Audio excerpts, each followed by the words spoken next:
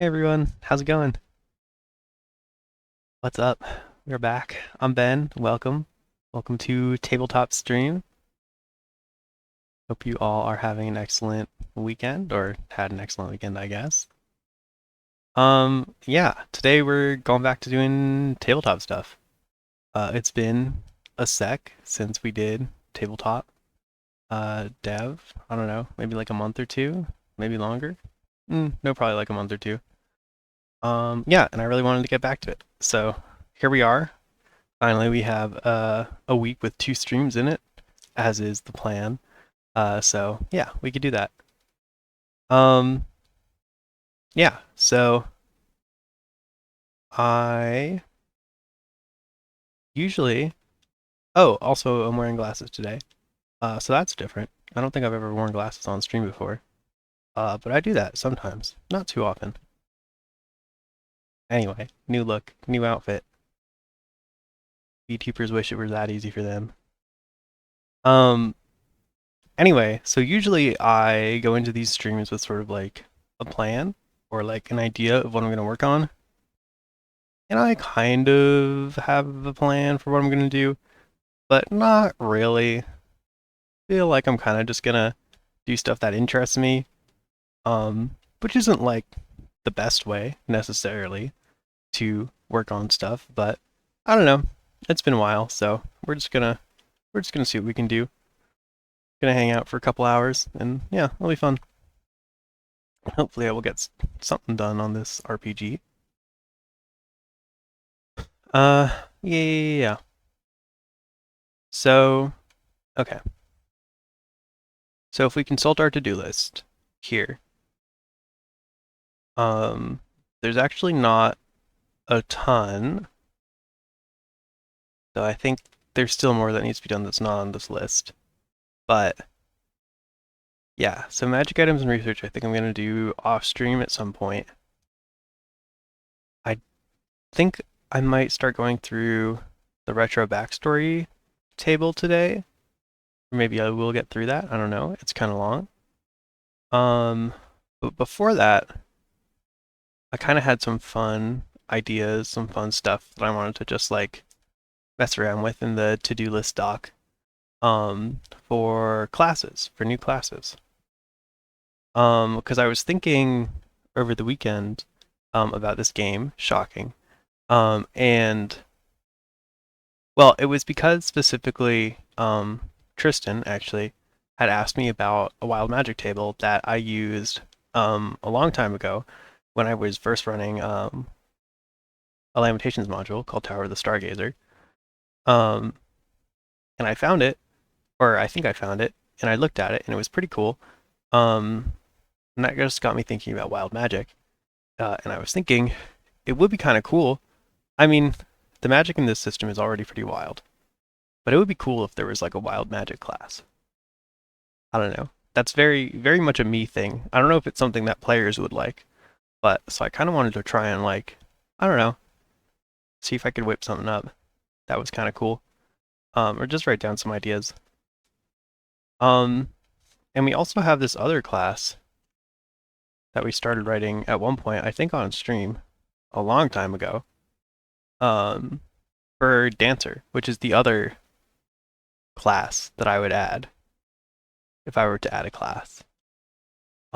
So I don't know. I was just kind of thinking about that. So I kind of want to look at those, and then I don't think we're gonna like add them to the rules or anything, but yeah, I don't know. We could just mess around. And then maybe after that we can go over to the retroactive backstory table or something else.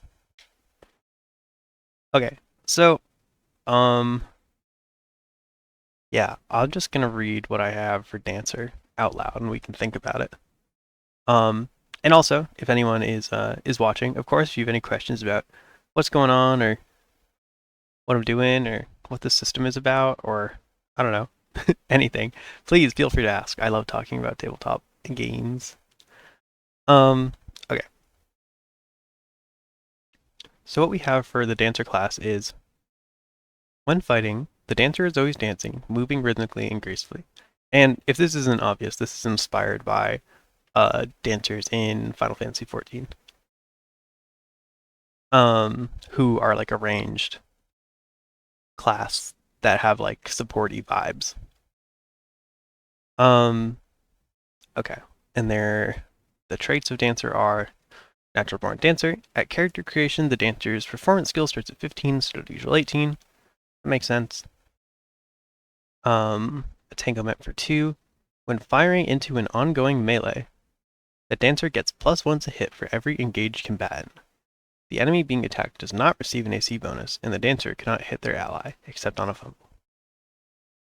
Okay, that's kind of cool. And to be clear, I don't really remember all the things I wrote for this class, because it was a long time ago, and I did not reread it before the stream, except for like the first bullet.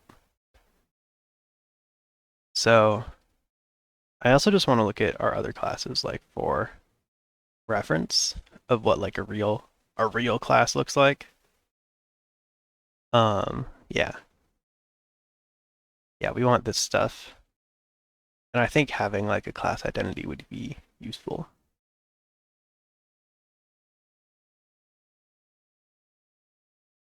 Cool. Let's go back.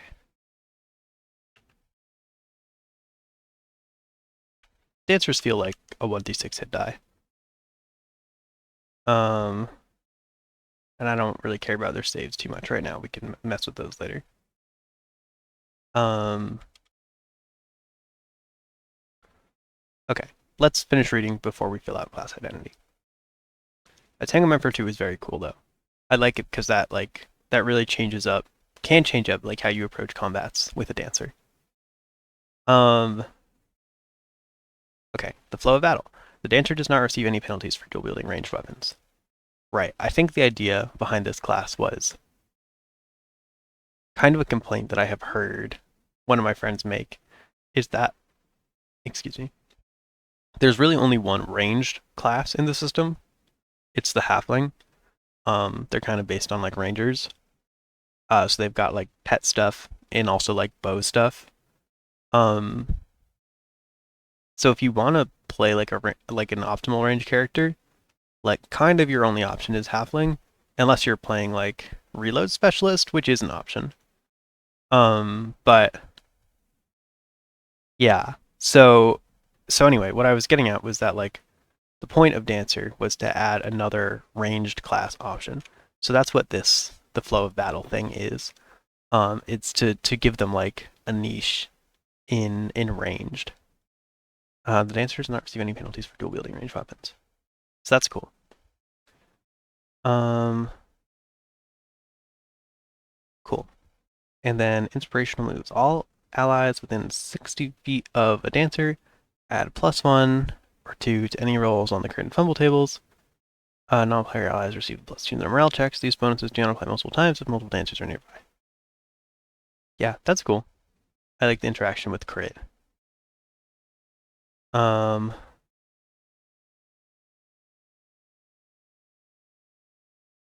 probably 2 is fine. That's not crazy. Mm, crit. Crit and fumble. I think lower is better on fumble. So crit and -2 to any rolls on the fumble.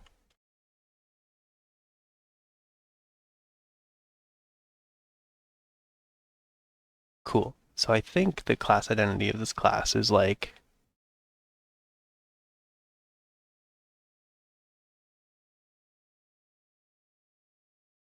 well, let me look at halfling. The class identity for halfling is ranger small, so I don't think we have to get too complicated here. Um,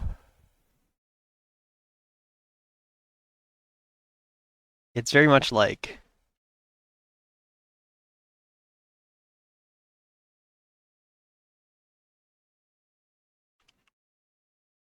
dual wielding ranged and fluid, I think. Also, I would say supporty.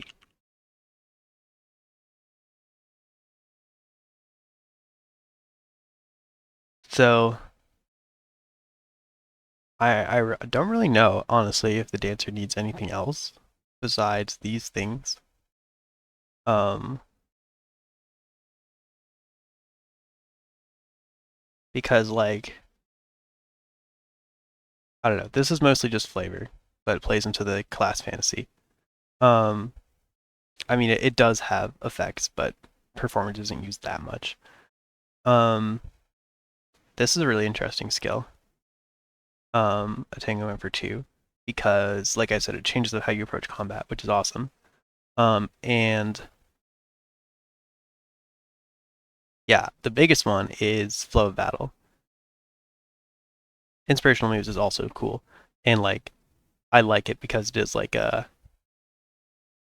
support aura thing, which obviously plays into what we're talking about here. But and there isn't a lot of other stuff like that in the system right now, so that's cool. But yeah, the biggest thing is does not receive any penalties for dual wielding range weapons because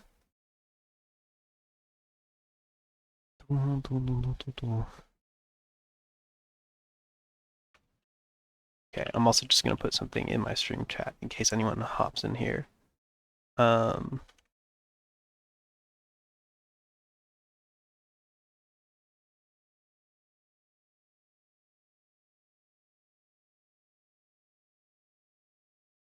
there you go. I'm inspiring discussion. There we go. um, ooh, whenever I do these streams, I'm always like, this would be like the worst stream to like just pull up when I'm in like the middle of it because I just feel like it would be so I don't know hard to understand what's going on. Like if I'm like mid talking about something, so I don't know. I used to have like a ticker on the top of the screen. That was like, please ask me questions and stuff, but I don't have that anymore. Um, okay. So let me just look at how dual wielding works again. Roll once to hit with a -2 penalty, but then roll damage for both weapons and pick the highest. Rolling doubles mean both damage dice count towards damage. Oh right, dual wielding is crazy in this system. Um, cool. So not getting the -2 penalty is pretty significant because you get advantage damage.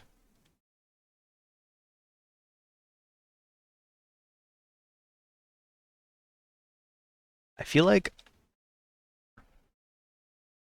it would be cool to add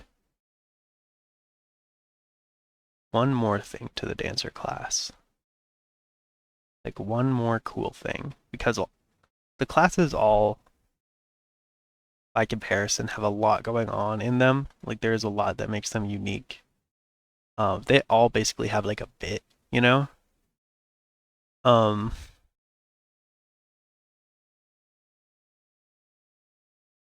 like very much so. And I feel like dancer would need a little bit more than this to like have that because it doesn't really have a bit. I mean, it does, but it's not like super super special, which is fine. I don't know. I'm just saying I feel like it should have something else to it. Um, I feel like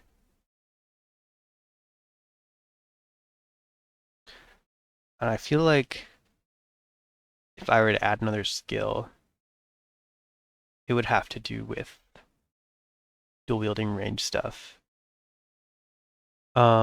And I have this note down here actually about like creating cover in platforms. I don't know if that's for this class, but that is kind of a sick idea.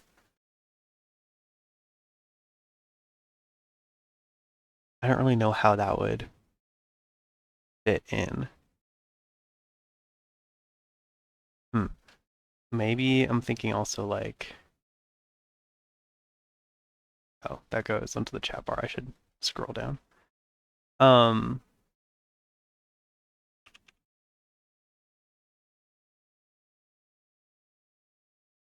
like tying into like the fluid dancing part of the character. I feel like having an extra movement type ability might be cool. Um, I do think creating cover and platforms is a really cool idea for an ability, and it does tie into like the support stuff, and is also really unique. I don't really know how exactly it would be tied into a dancer.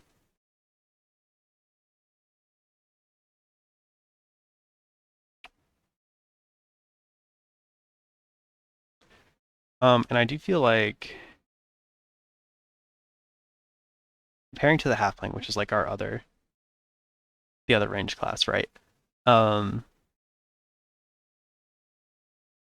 their range, the reason that they're good at ranged is because they have a lot of things that are explicitly make their ranged better, like smaller in tactics just increases the damage die. Um, they've got crit stuff because of halfling luck. Um,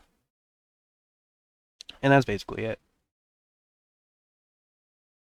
So I feel like taking a slightly different angle with dancer would be cool.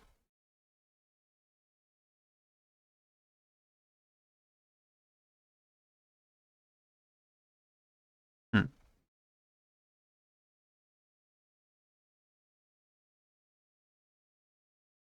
I feel like it would be cool to maybe let them occasionally attack like multiple times or something. Something that feels like very fluid and movementy.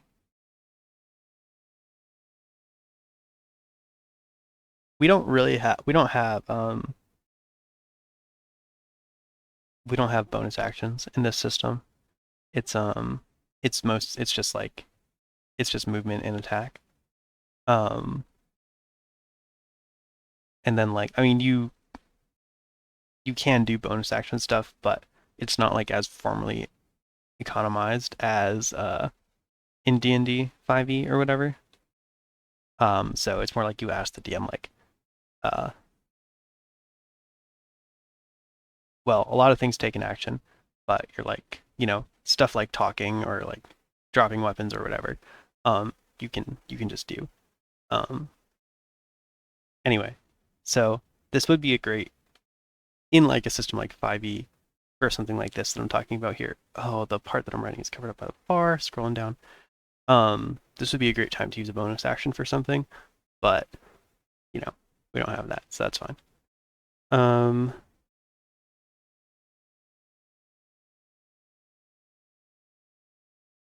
hmm.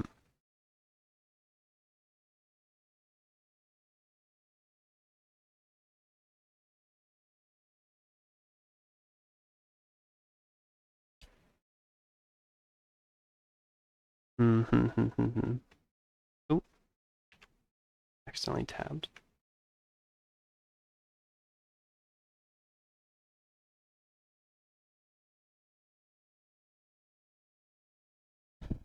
I guess for the extra movement ability, I was thinking something like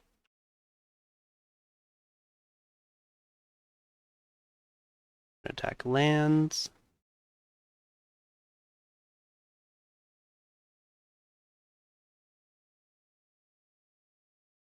Then they can move.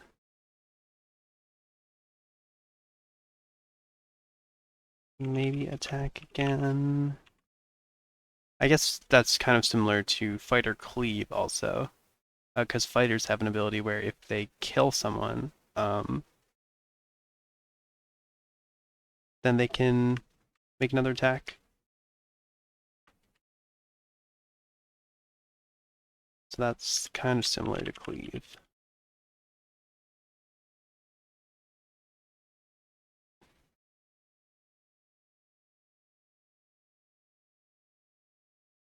Hmm.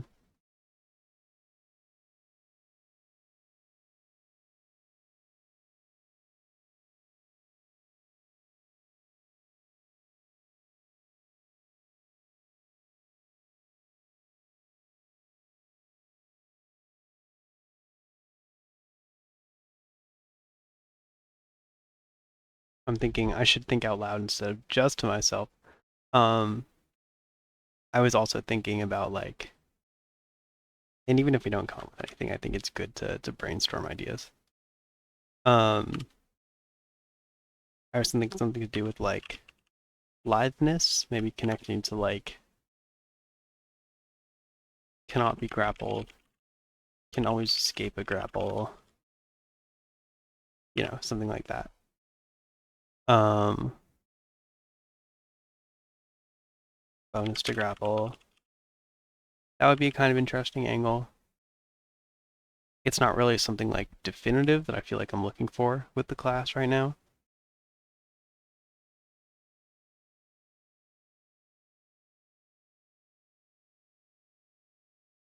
Hmm.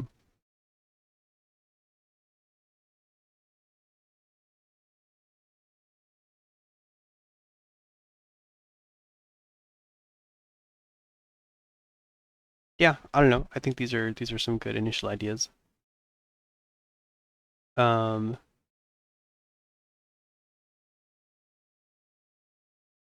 Let me just look at the saves briefly so I don't have to go back and do that.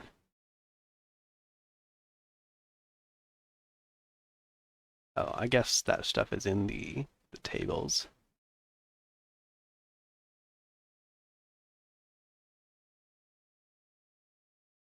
Okay. Right, because I remember in the characters it used to say like, saves increased by one every 2 levels or something, but we moved it to the tables, so I would just have to make another table. I don't want to do that right now. Okay, that's kind of interesting. Um, I did want to, by the same token, write down what I was thinking for the wild magic class. Um, I only had like one or two random ideas pop into my head, but yeah, it just seemed like something that would be fun to think about. Um, this would very much be a me class. So I think the class identity would be wacky for sure. But also chaotic good. I kind of want what I would want out of a wild magic class is that like okay, because like miscasts in bat are which is the name of the system, um, have like very negative connotations most of the time. Like they're bad most of the time. But I think if you're making a class that's based around wild magic, you can't just have them miscast more, because that just makes them really bad. So there needs to be something that makes the wild magic surges like good generally, or not fatal at the very least. So yeah, important differentiation here between normal miscasting and wild magic. Um, ooh, and now I don't remember the ideas that I had for the wild magic class. Um, I feel like, sorry, I feel like one of them was about. I definitely had ideas about miscasting. Um, that were like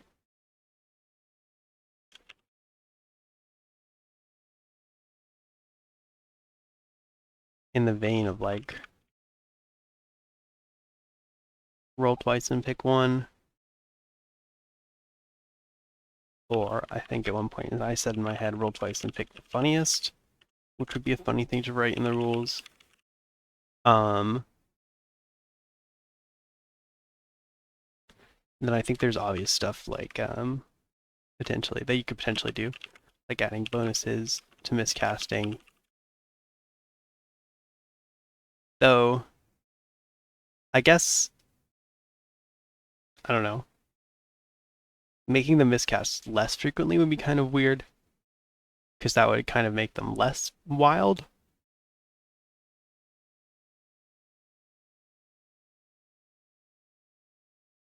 which doesn't really fit the class identity, or what I want out of the class anyway.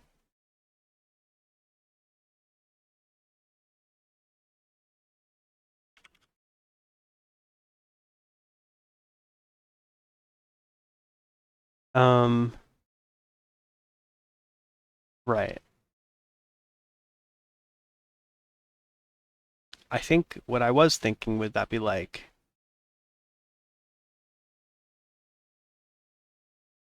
because I was thinking this because I was looking back at that wild magic table that I mentioned earlier. Um, so I was thinking like a cool potential angle to take would be um, to have like a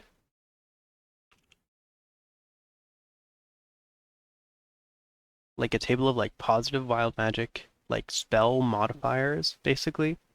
Um, like for example, like doubling the range, or twinning the spell, stuff like that. Um, and then like whenever they cast the spell, there is a pretty high chance of a surge in getting a positive effect from that. Um, I don't know. Making it all positive all the time might not be very exciting. So maybe there is room for adding wacky stuff. I'm just hesitant to add too much negative stuff. People already don't want to play casters because they're afraid of miscasts, which is reasonable. Um, but miscasts are the most fun part of the system, so I don't know. Um, yeah, I don't know. I think I would have to pull up that wild magic table. I might do that on my phone real quick, or I might. Give me one sec. Give me 1 second. I'll pull it up on the stream. That would be easier. Um,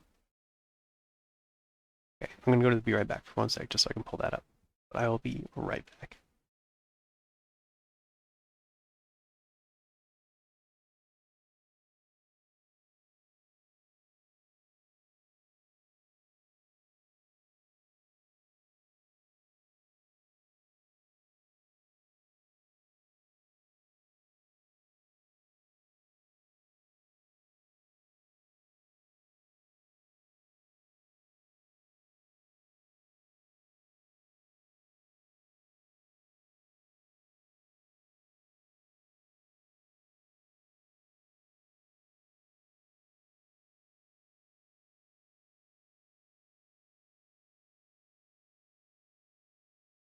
Okay, sorry for that interruption. Um, so okay, cool. So this is the wild magic table that I used, um, that I have used in the past, I think. And I'm not gonna read like the whole thing right now. And ooh, it's probably pretty hard to read on the stream. I can zoom in. Um, but anyway, they have a lot of really cool effects on here. Um, this is Aura's Wild Magic Table by Aura Twilight. Um, I don't really know a lot about them except that I have used this table in the past. And it is pretty cool. So anyway, I was like just looking at this stuff, and they have like there's some good ideas on here, like spell twinning. Like the rolls are maximized. Um, rolls are increased by 1.5. So like I think there's a lot that could be stolen from here to for like a mini wild magic table for the wild magic class for positive spell modifiers. Duration increase. Yeah, duration increase. Um, I want to scroll through this a little bit more to get some more ideas. Because I remember they had stuff with like theme tables.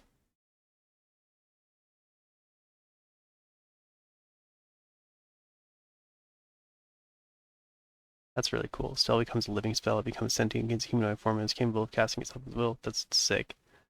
Um,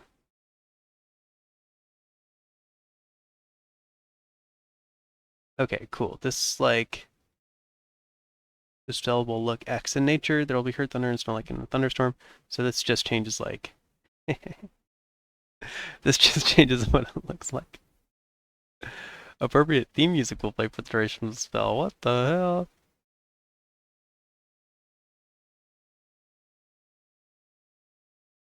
Cool. So these are just like theme effects.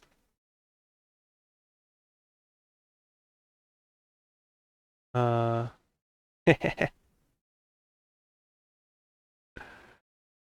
I'm not gonna print a goddamn table of every possible spell in my game. Is so real.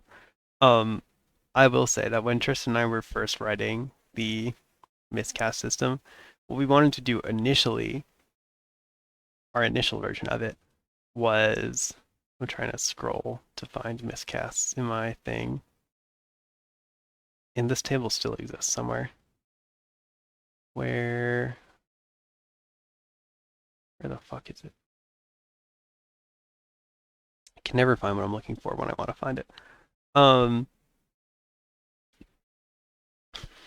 right. So the miscast table currently is like you roll a d10, um, and then 8, 9, and 10 have like generic effects, and then 1 through 7 is basically this table where each spell has a school, and then the 1 through 7 you roll determines which of these things you get.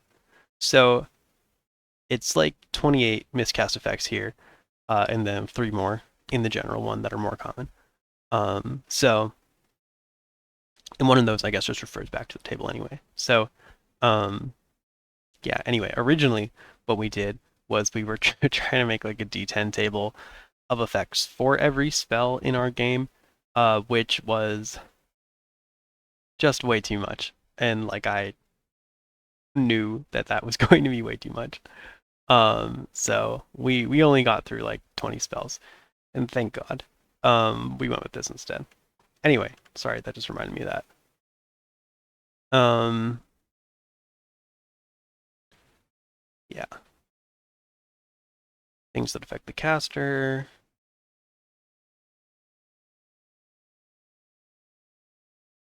Caster ages. Can't lie. Invisible.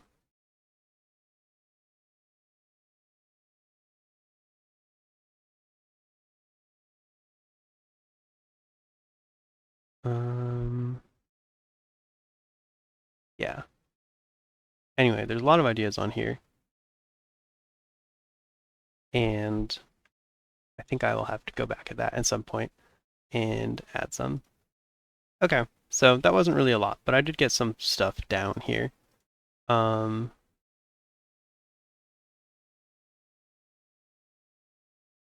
and we did do a little bit on Dancer, which is cool. At least reminded myself of them. Okay, cool. We can start looking at the retro backstory stuff now, because that's really cool. And I should get started on that.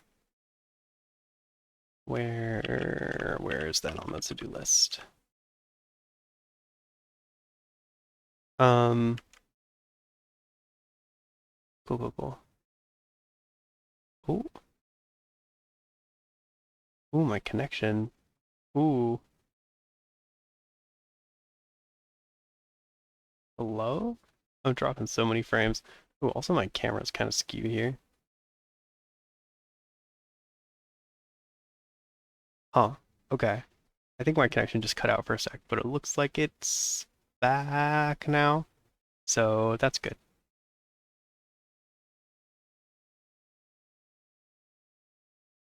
Okay, anyway.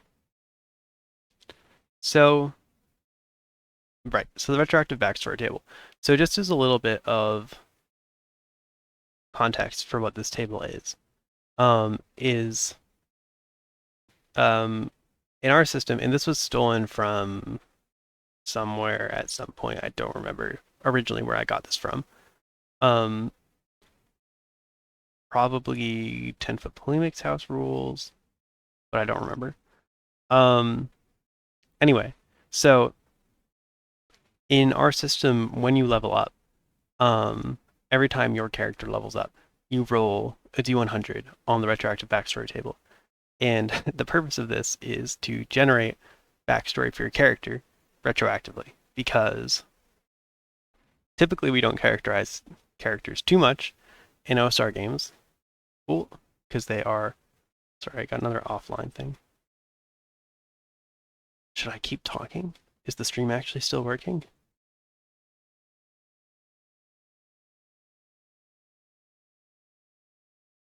Hmm. Okay. Please let me know if anyone is watching if the stream is bad or good or whatever. But yeah, no big deal. Um, anyway, yeah. So we don't characterize characters too much typically in OSR games because they are typically short-lived. Less the case than Bat, where characters have slightly longer lifespans, but still, most play is going to take place at like level 1. Wow, the connectivity thing is really, really distracting me. Huh, okay. I'm just gonna keep going and pretend it's not happening. Um, so anyway, as you level up, basically you're earning your character's characterization, which is fun. But also you get like actual mechanical bonuses. So the way that it works is that you roll a D100, and this is typically pre-session or post-session. And there's a situation in your backstory, and the DM sort of poses this as a question or as a thing that happened to the character, to the group. And the rest of the group gets to decide how your character, who's leveled up, would have responded to that situation and like what happened. Um, so it's very fun.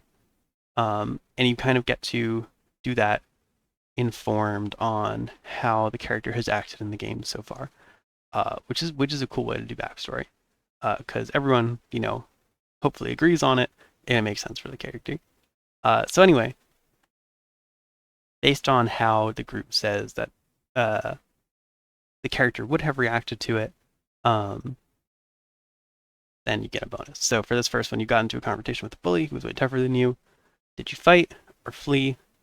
So say this was for a character that has overall been pretty cowardly, and wanted to run away from fights and skirt around enemies, then the group might invent a situation and say that they were likely to flee. So they will get a +1 to fleeing rolls. So that's cool. The problem is this table is mostly unedited and not super balanced. So yeah, that's why we need to go through it. So yeah, with all that context out of the way, I guess we can get into it. I kind of wanted to just copy this table. Ooh, will that work? Into the to-do document and then edit it there.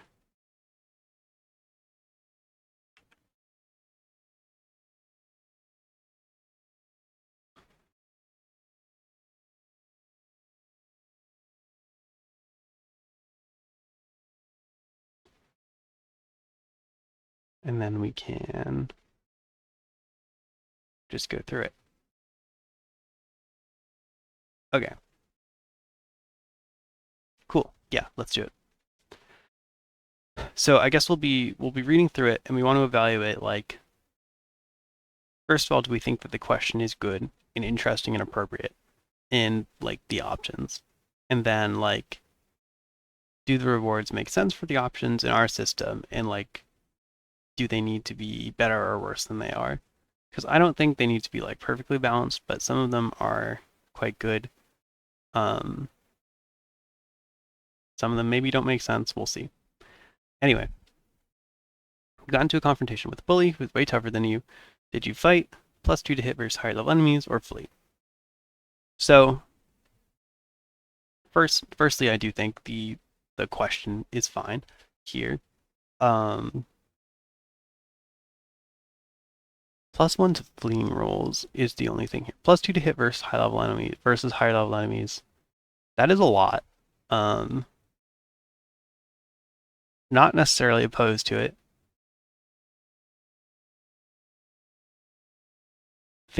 Would think about maybe moving it to like +1. Um, I don't know if that's too little, such that it would feel bad, but um, yeah, it is a little high. And +1 to fleeing rules, I think, is something to look at, because what exactly does that mean? So I just want to look at our fleeing rules. Right. Okay, right.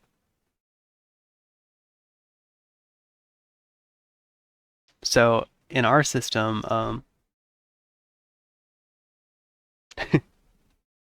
we, right.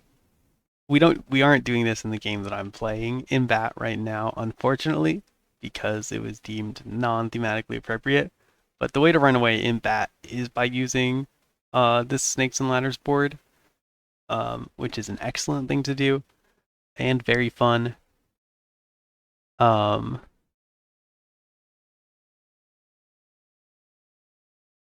so +1 to fleeing rolls in our system would mean like adding to your Snakes and Swords roll. And in that sense, I do think +1 is might be a little low because you are rolling like 2d6 or 1d6 plus 1d8 most of the time.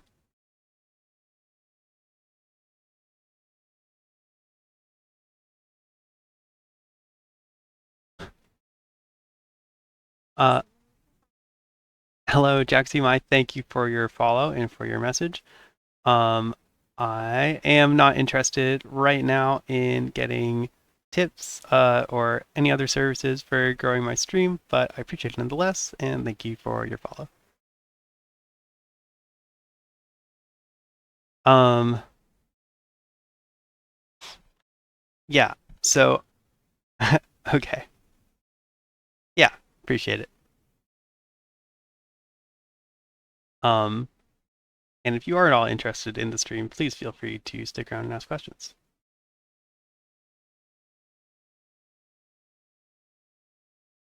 Um,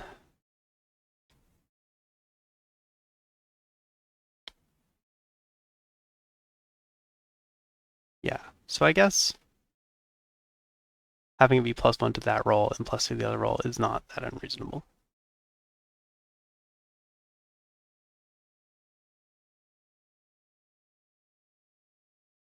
But we can clarify that we mean the Snakes and Ladders rolls.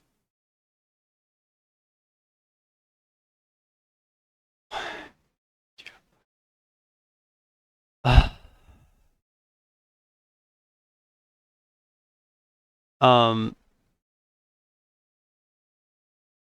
Sorry, Jack. I'm actually happy with the current level of engagement I do have on my channel. Um, but again, I do appreciate your comments.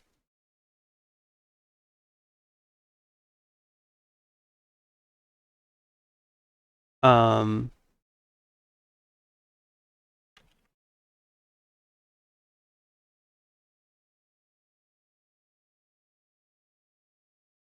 okay. The second one here. Your mother was dying of a terrible illness. Did you try to find a medicinal Did you try to find a medicinal cure, +3 first aid, return to darker and more ancient methods, +3 to Arcana? This one's really cool, actually. Um, and I think I did just modify these up um, from what they were before when we changed our skill system.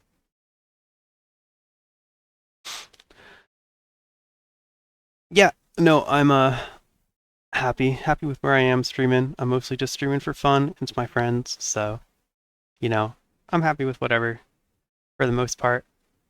Of course, I'd love if you would watch my stream, but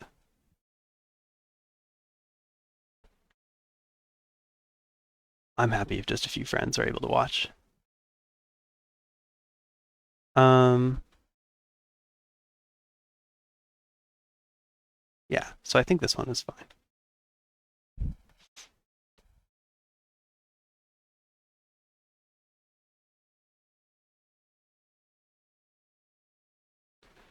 Um,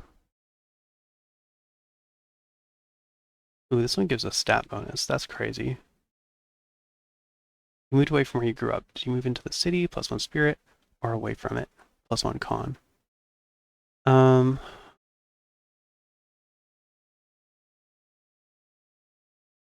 yeah, I guess like one important thing to decide about this table is like what level of bonuses we want to give. Because the reason the kind of balance is all over the place because it gives all sorts of different bonuses. And like it's cool to give people stat bonuses, but they are going to be like a lot stronger than skill bonuses most of the time. Um, though it is kind of hard to like measure that exactly.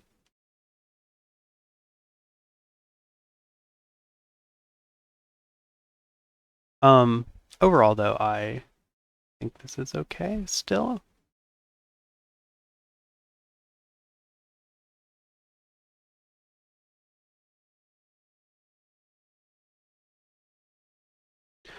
Um, okay.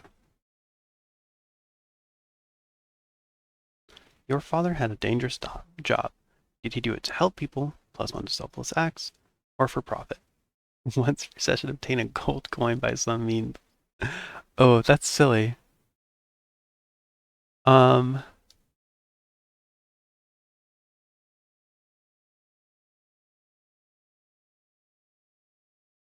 this is fun.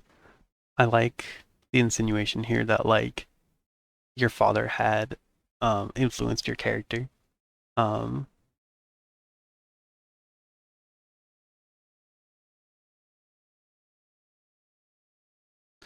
+1 to selfless acts is good. Um, I wonder if it needs any further clarification.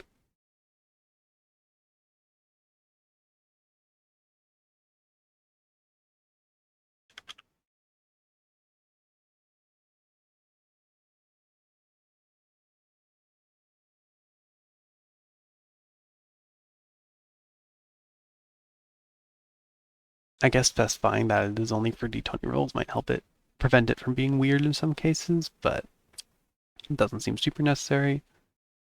Um, once per session, obtain a gold coin by some means is interesting because I have no idea how much that is worth. Um, I mean,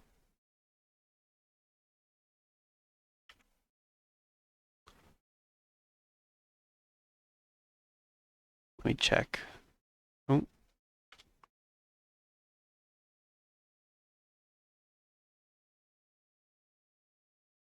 silver piece.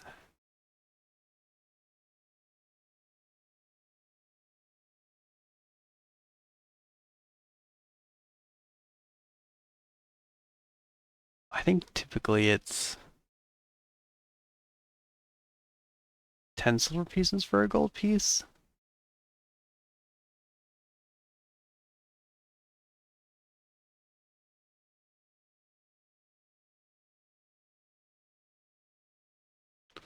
Just looking at the price list. I don't know if we mentioned gold pieces at all in the system actually.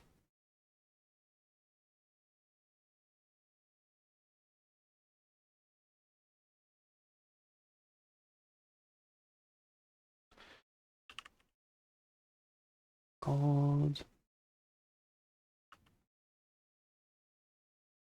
Nope. In this table.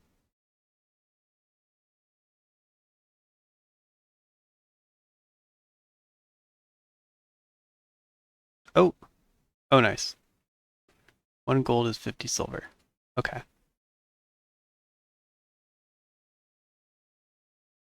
Okay, cool. Good to know. So 1 gold is probably too much, I think, per session. Um, because 50 silver per session would be like chain armor every 2 sessions.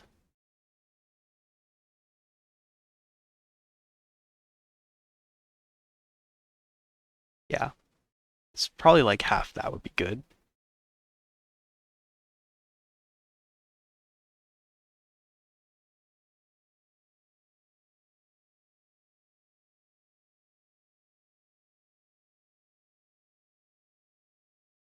Obtain 20 SP by some means. I think that's reasonable. Okay. 5. A theatrical troupe came through your town. Did you try to run off and join them? +1 to reaction rolls with outsiders, troops, and other itinerants, or help run them out of town. Once per session, force a morale check to fail. That's a, that's kind of a juicy one. Um, Reaction rolls are kind of not good in general. Feel like they don't happen nearly enough.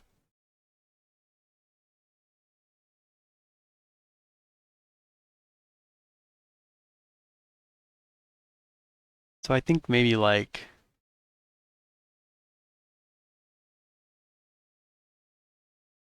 we could either increase the strength of this bonus so that it's more impactful, even though it doesn't happen very frequently, or we could change it to be something more broadly. I'm hesitant to change it because I love the use of the word itinerant. That's a good one.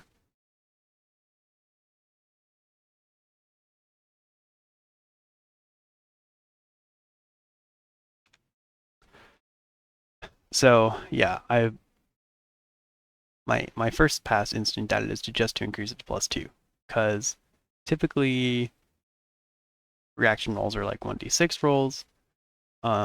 So making it a +2 makes it so that pretty much all the time those kinds of people are happy to see you. I guess +1 also basically accomplishes that, but still leaves the possibility of them rolling a 2 total. Hmm. Yeah. The only problem I have with this is that like once per session force a morale check to fail seems stronger by comparison.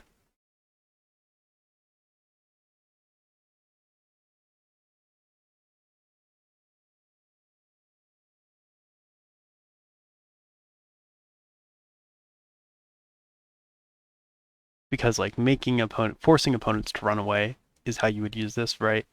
Is really strong. I feel like maybe I would change this to make it so like once per session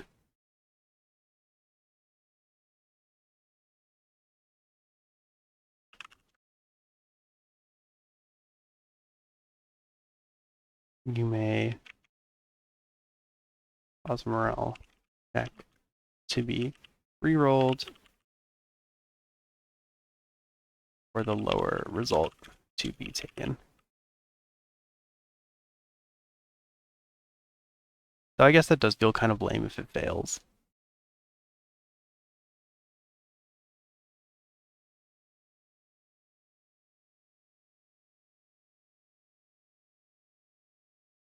Hmm.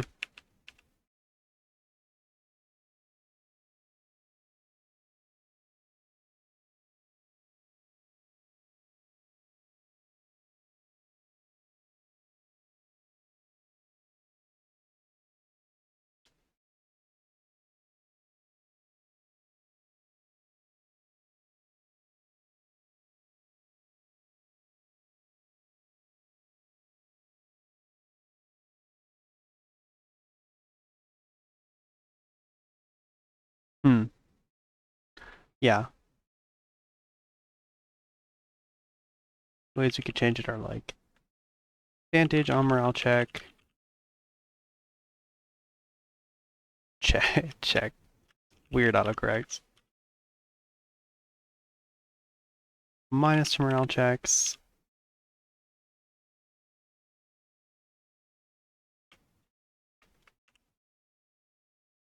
Yeah, this is kind of weird because it feels like too good if you're always able to do it, but it kind of feels bad if you fail to do it.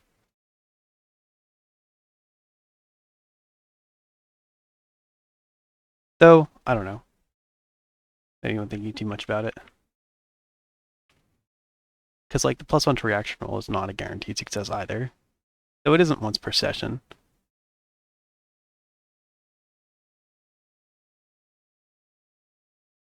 I don't know. It's whatever. Per session. You may have a morale. Check the rerolled.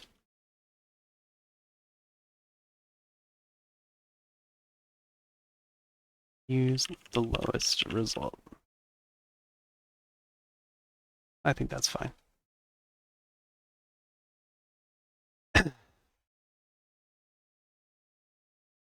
Cool. Yeah, I think that one's good. All right. 6. You had a good set of friends when you were younger. Were you their leader? Give an order to someone once per round. If they obey, they get +1 to their action. Ooh, that sounds annoying. Or a devoted follower.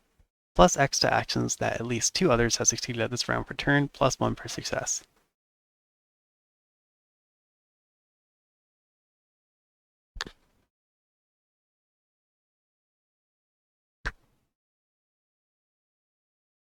That's cool. I think I would change this just to round. Um,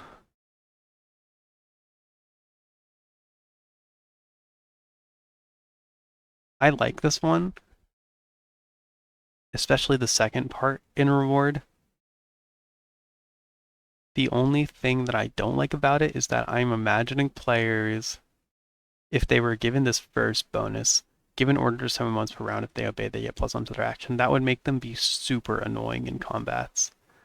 Um, because every round they would just be like, yo, attack that guy. Which, like, is just kind of annoying. um,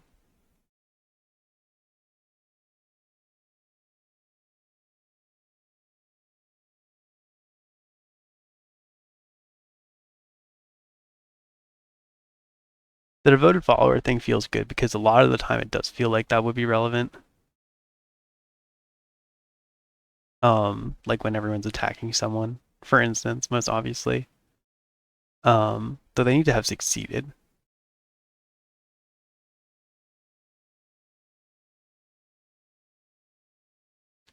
I think I would rather make it so that this first one occurs less frequently. It is more impactful.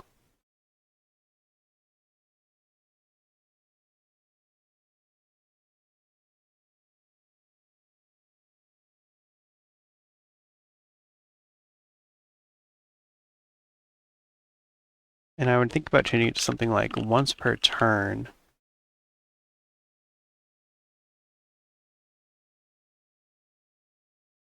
I'm going to repaste my chat message about asking questions just to. There you go.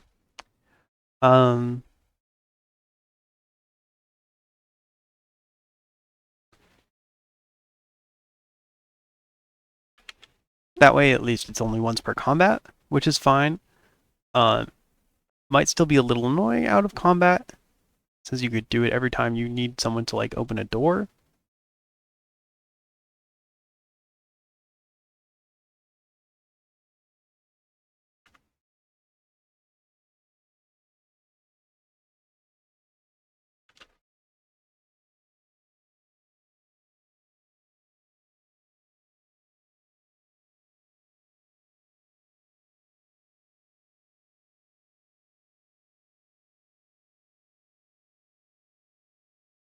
Okay.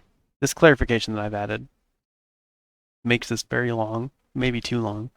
but it says once per turn, if they obey, they get +2 to their action. If they are in a stressful situation, +1 otherwise.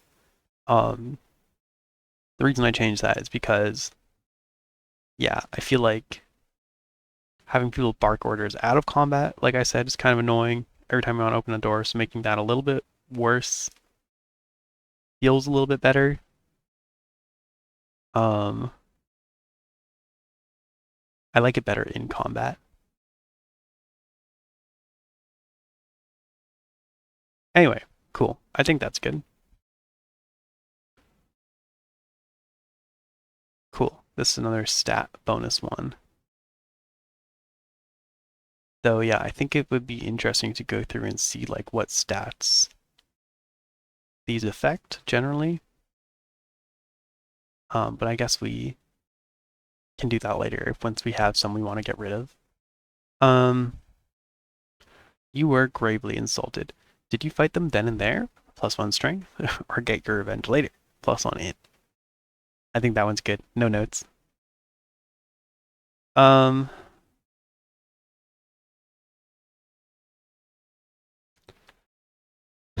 your grandparents were always very religious. Do you follow their example? Receive double the healing from cleric spell cast by an adherent of your grandparents' religion. That's whack. Or turn your back on them. Apostate to your grandparents' denomination. Cleric spells from that denomination heal half of their rolled amount for you.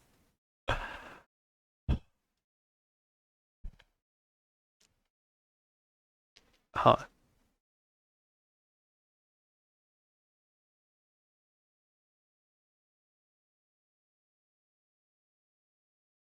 That's a cool one. How well it works kind of very heavily depends on like the setting.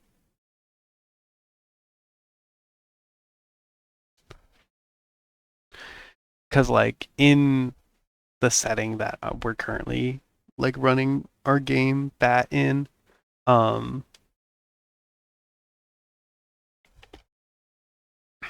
the clerics can be a lot of different religions. So like the chance of this lining of like actually affecting anything is pretty low. But in other settings where there are only like a couple of big religions, like I could see this being a lot more impactful.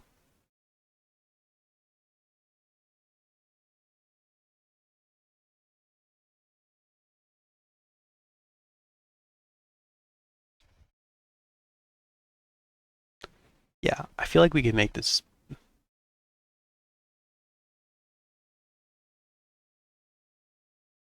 maybe more interesting.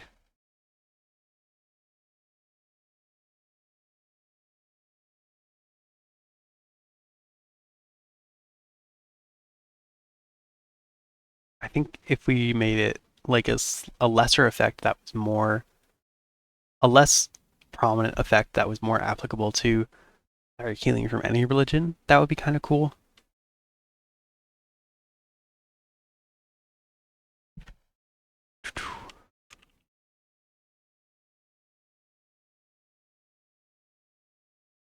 Most dramatic effect.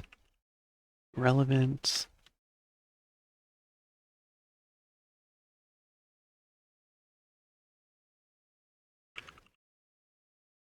Um, religion.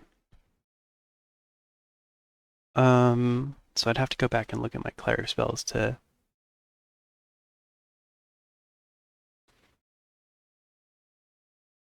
come up with a real good thing here.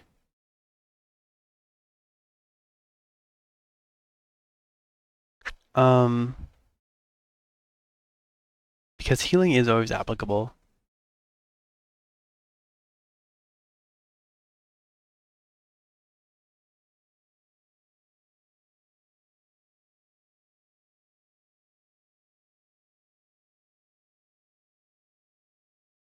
Oh, missing letter.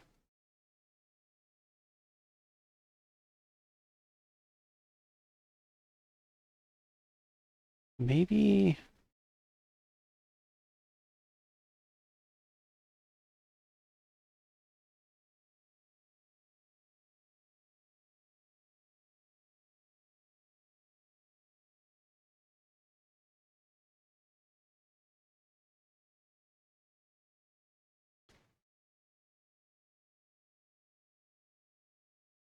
I'm thinking like add like a flat amount to healing, but also like maybe add a flat amount to the duration of a spell. If it has one, I'm just seeing how many cases that would affect. Um, Not that many. Basically just Sanctuary, which isn't used a ton.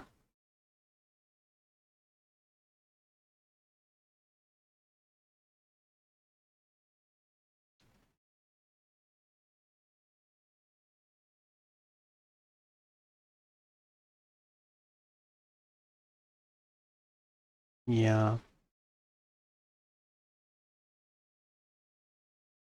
it's a good idea, but there aren't too many buff spells with durations.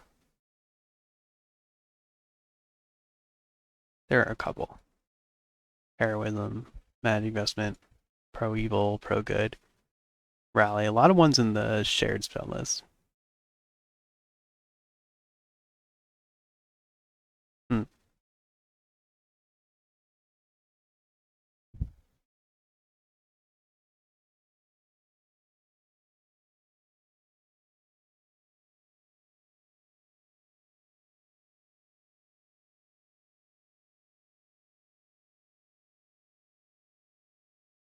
Receive plus 2 points from healing. We could just do callouts to specific spells also. Because like all of the spells in the shared spell list will have, you know, all clerics will have.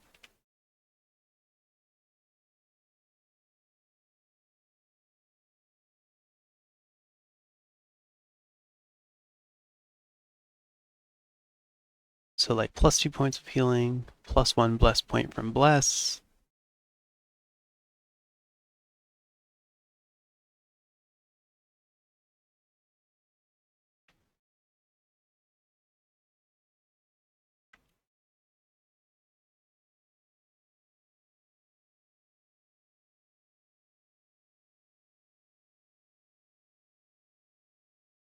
And plus one round duration on any spell, cleric spell cast on you with the duration. Yeah, something like that is fun.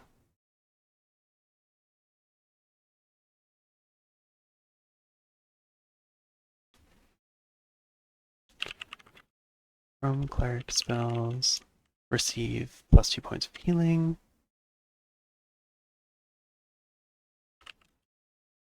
plus one bless point from bless,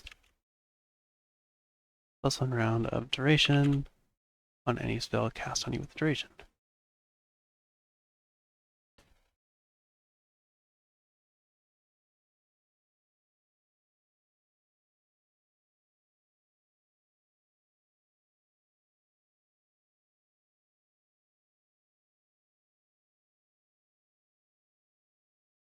And then we'll just do the opposite.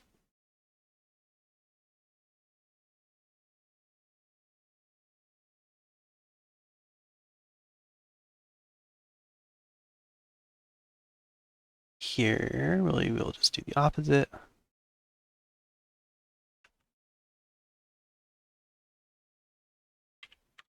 Minus 2 points of healing, minus one plus point for less.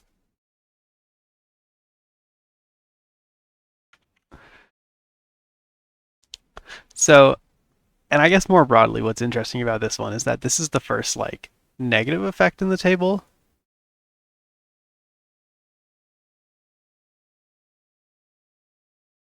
I think it's okay and kind of funny for the table to occasionally grant negative effects. Um,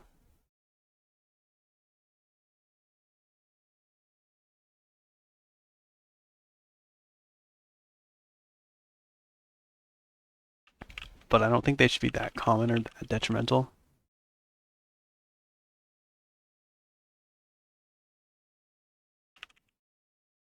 As a negative effect, I don't really think this is that bad.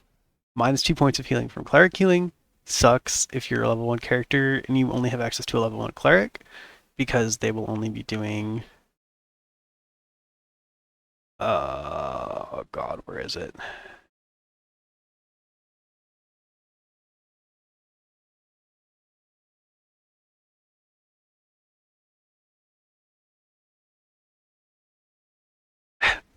Yo, PJ, what's up? Uh, because they only have 5 points of healing at level one. So, but other than that, it's not a big deal. What is that emote? Good point. I agree. Um, hey, what's up, PJ? I was just finally starting to go through the retroactive backstory table because that's kind of a mess. Um, though it actually has been that bad so far. We haven't gotten super far. Um, and before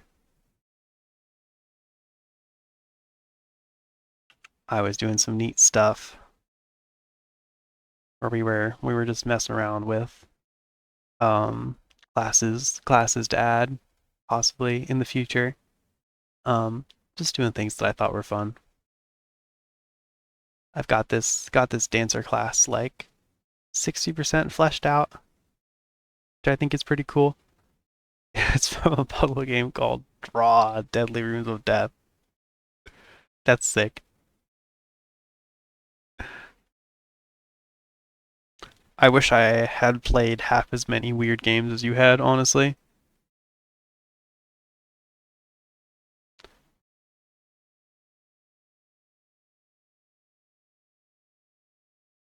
New classes. Oh shit. Well, no promise about them being added anytime soon. But yeah, dancer is pretty cool. Another range class. Um, I'll just read their skills because I think they're cool. Um, class identity, dual wielding range, fluid support. At characterization, the dancer's performance skill starts at 15 instead of 18. Entanglement for 2. When firing into an ongoing melee, the dancer gets +1 to hit for every engaged combatant. The enemy being attacked does not receive an AC bonus, and the dancer cannot hit their ally, except on a fumble. Um, Flow of battle, the dancer does not receive any penalties for dual wielding ranged weapons. And all allies add or subtract to crit and fumble rolls. So I don't know. I like this one a lot. Um, More ranged options are, I think, something that kind of needs since there's really only halfling or like crossbow specialist. Um, and dual wielding also kind of needs love because I think it's super cool, but no one ever does it. Rip dual wielding dart crit fishing build bullshit or whatever. Um, anyway, yeah. And then I was also thinking about this is a very me class, but I had the very roughest idea for a wild magic class, because that's what we need more of in Bat, I think, is more wacky magic stuff. Um, so I don't really have much for that one, but it was just something that was floating around in my head. Anyway, that's the new classes stuff.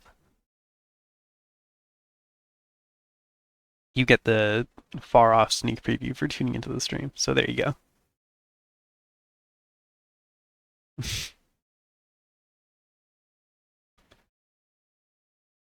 I feel like it'll be hard to make magic any wilder. Yeah, okay. So like one thing I said when I was like writing that down earlier in the stream is that like, you know, it doesn't also, thank you. I'll take that as a huge compliment. Um like generally miscasts in bat are bad, right? So like you don't want it to just be a class that miscasts more because people already don't play magic users because of the miscasts. You know, so it would need to be, I think, it would need to add like more positives to wild magic, right? Um, and so that's why I was kind of thinking like maybe they have their own like wild magic surge like slash miscast that can add like a random positive effect or has like a high chance of adding a positive effect to their spell or whatever. Yeah. I don't know. I was just thinking about it, but you do want to make it a class that that players actually want to play. So,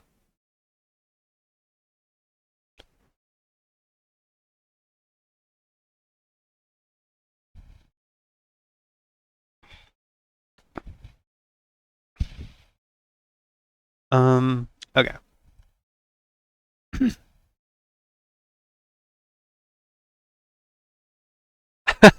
Why does only magic gets me wild when your physical class gets me wild? Oh fuck. You're so right about that, actually, Underith. Um, there are wacky physical classes. I mean, I would say that on the whole, that is pretty wacky. It is mostly in the magic system. Um, but like, I don't know. I feel like barbarians could be pretty wacky. They've got the brutally bloody barbarian bonus table, which is like, I mean, that's wacky enough. Um, I don't know. I feel like most classes have something wacky going on, but you're right.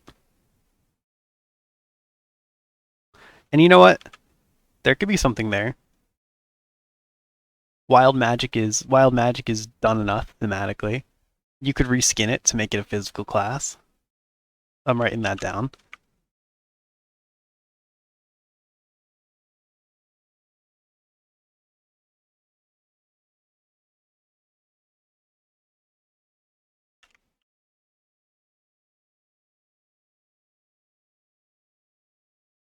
There you go.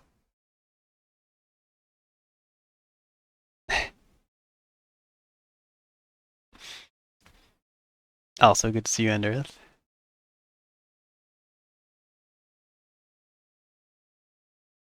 Um, okay. I guess wild melee could be like a drunken master sort of thing. Yeah, yeah. Like you sort of do like a random, like you execute a move, but you don't like know exactly what it's going to be, kind of thing. Like you do like one of a couple like a random techniques or moves or whatever. Yeah, that'd be kind of cool. Um, it is kind of hard to justify it without like a magic framing, right? Like narratively, but drunk could work.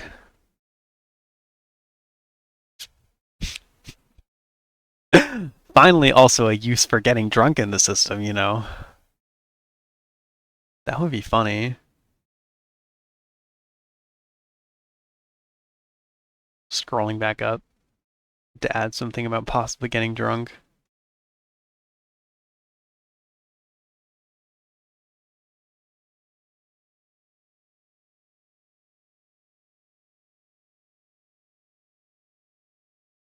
Good thoughts.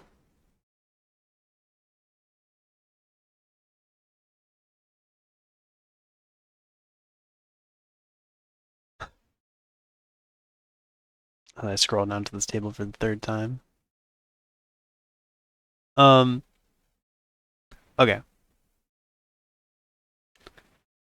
Oh, man. Okay. I'm just reading ahead this one. We just edited the last one to be more like this one, which is kind of lame. Um, I guess we can split it up. Something made you question your faith. Did you reaffirm your faith? Plus one round turn duration to met. Ben, fuck. Did you reaffirm your faith? Plus one round or turn duration to beneficial cleric effects or abandon it. Plus one round slash turn duration to beneficial magical effects. That's kind of cool. I was kind of expecting it to be more like the last one where it was plus one round turn or like minus one round turn. But making these both positives is nice.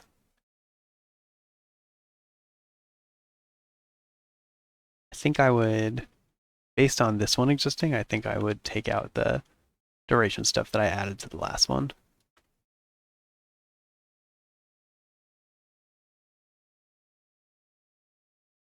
Hmm,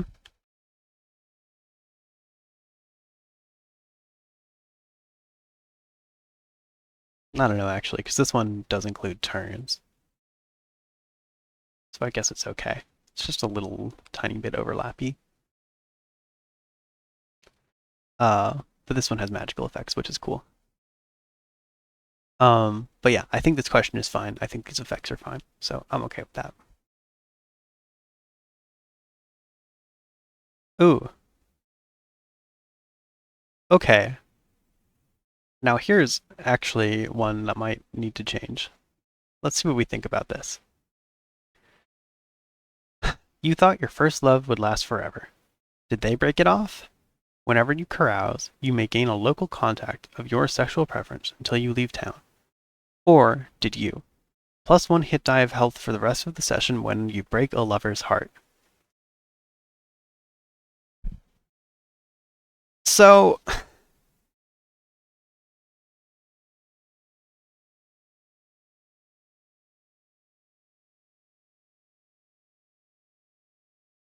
not that this one is necessarily bad, just I'm filled with caution whenever we talk about carousing and sexual preference and stuff like that. When other tables bring it up. I also don't love encouraging the player to break people's hearts.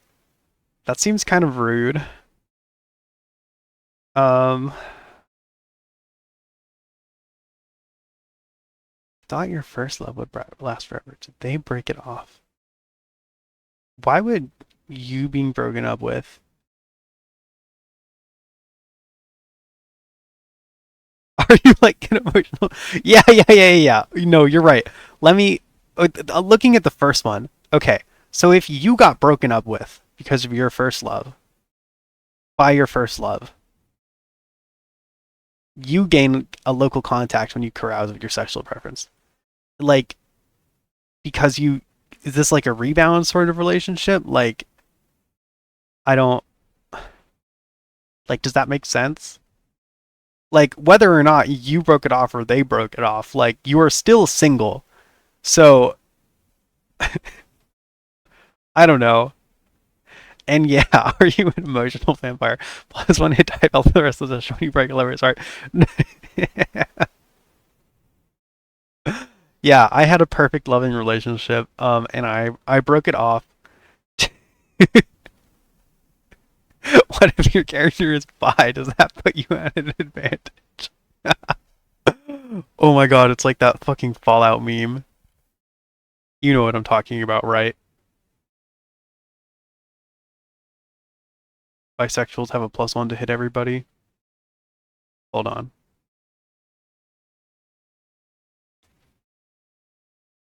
I do know what you're talking about. Cool. Great. I don't have to look it up.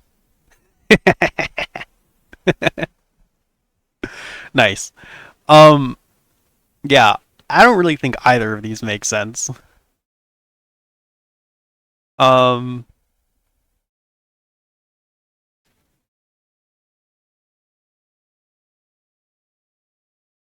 I don't mind the question. I would just like something better here.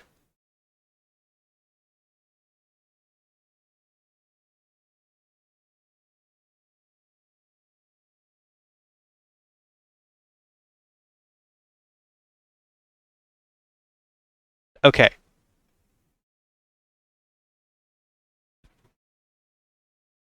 If you're broken up with, what kind of bonus do you think you should get?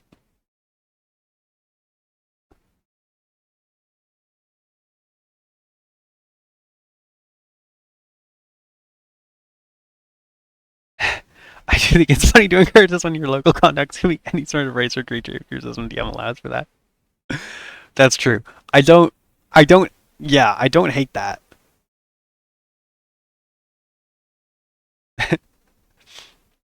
Being able to introduce new NPCs is fun.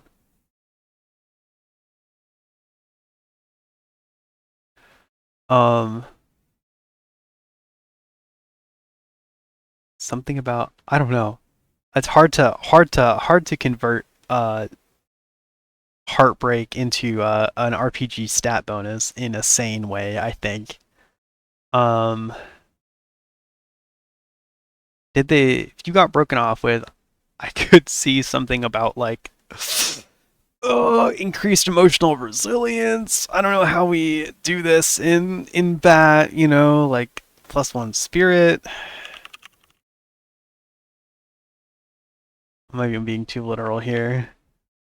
Um, or did you like something like tough decisions? I don't know. Those are kind of the vibes I get from those choices.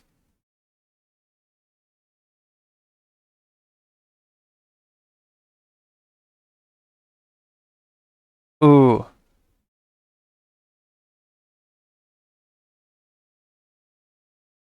ooh. Okay, hold on. Um, mm, no, I had kind of a funny idea, but it's a little questionable. I was gonna say like, cause I'm thinking like, if they broke up with you, I liked the like getting in contact from carousing. Um, but like I was going to add like you have a contact from arousing that like won't leave you alone because like you don't know how to break off relationships. But that also might not be good to inflict on players. So I did just think it was kind of funny.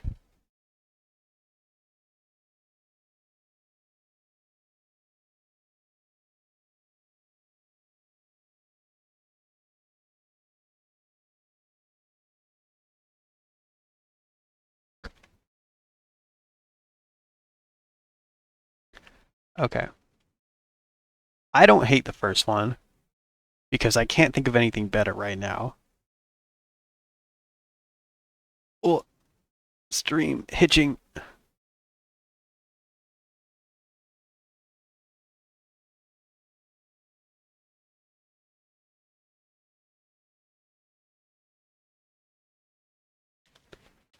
You maintain in local contact.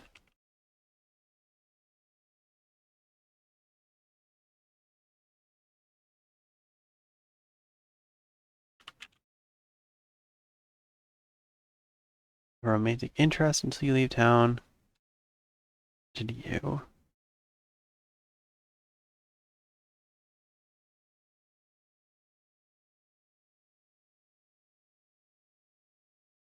Yeah, I don't have anything better for that right now.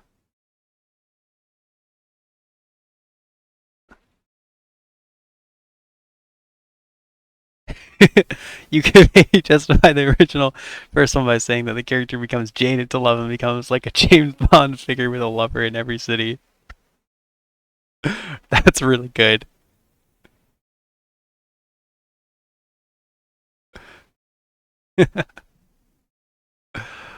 Woman in every port type of guy.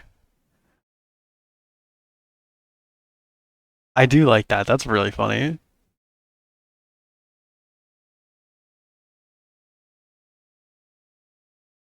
Yeah, I think maybe reflecting back on the you thought your first love would last forever might be more informative of what kind of things we how we could justify this.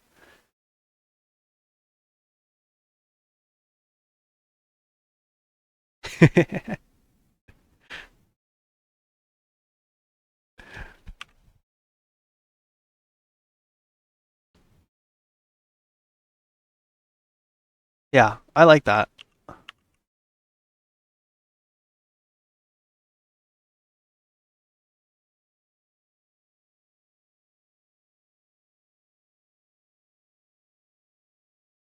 Um, still leaves the second one. Why would you break off a first love that you thought would last forever?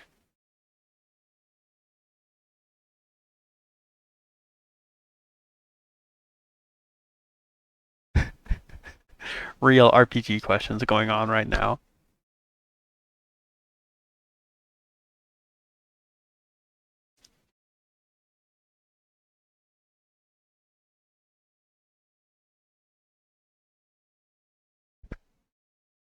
Damn, this one's hard. Fuck.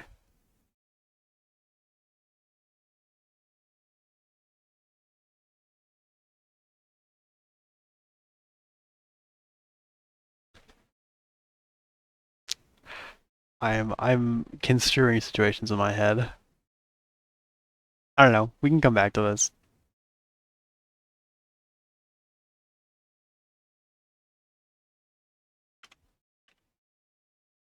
Um, but I'm thinking it has to do with like making a tough decision or a decision that's like that hurts you. I don't know. We can move on from that. So, yeah. One reason could be to become a wandering adventurer instead of settling down, but that makes assumptions about the character. Yeah. Yeah. For sure. Yeah, I was thinking like yeah, like if you think that you're going to be like living a dangerous life of an adventurer, which, would be a pretty reasonable assumption that you would break it off because you don't want to hurt them. Um so that's sort of what I was thinking with like decisions that hurt you and benefit someone else.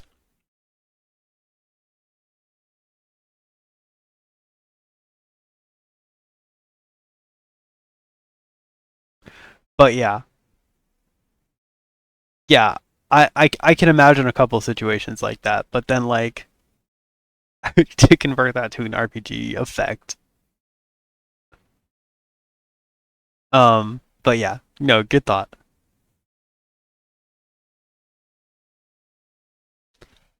I'm willing to revisit this. Um, I'm just gonna look at the next one. Um, you found a wounded dog. Did you take him home? +1 beast morale, or did someone else, or find someone else take care of them? +1 henchman morale.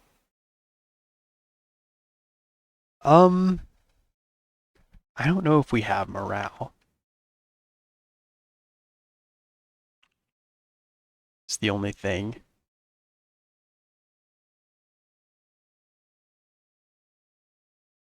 for like retainers.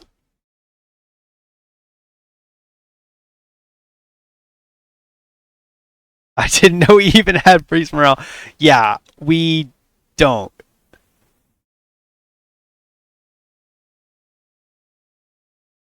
We don't. We don't. We don't. We don't is the thing. Um, yeah, we don't have a morale section. Um, which is why I think if we look on the before CV's morale table on page 314, you're right. No, we don't. Um, and that's why on the to-do list, the thing that I have skipped over, which I have now realized, I'm now remembering why it's on the table, is morale. Um, yeah, there just aren't any rules about like retainer morale in that. Um, I don't really remember why. I mean, I do kind of feel like I don't know, like they have morale scores, but I don't know if there's anything beyond that. I guess that's what that would mean, right? Is that like I don't know, they have morale scores like everything else, and they make morale checks like anyone else, like if someone dies or whatever. Um, and so you would just give them like a +1 to their morale rolls.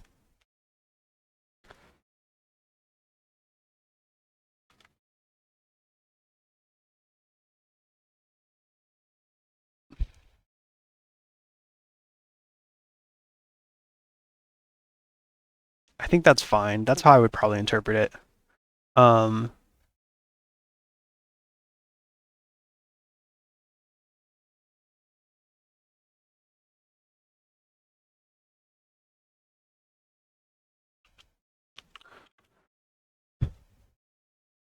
+1 to morale rolls for friendly peace.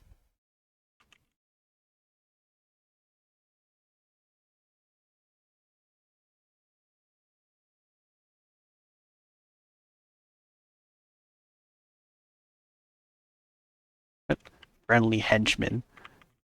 What if we use the word retainers like a normal person?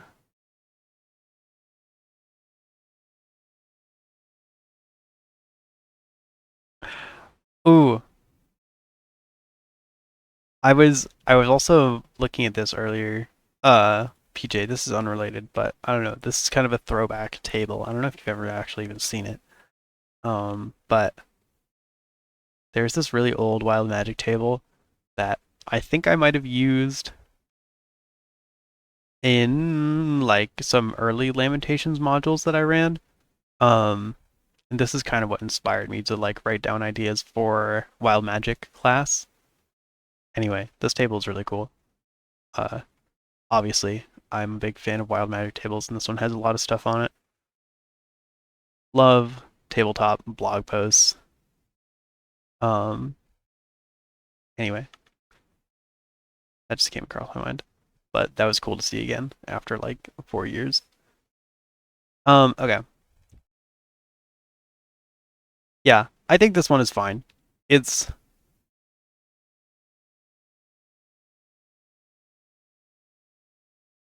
pretty unoffensive. The bonuses are pretty low key, but are fine. Yeah. Um, okay. Someone close to you died too young. Yikes. I saw the first rolls direct you to any number of subtables, very Bencore. Oh yeah. I just worry about like what a what a wild magic class would do to us, like how many tables that would involve. Cause like,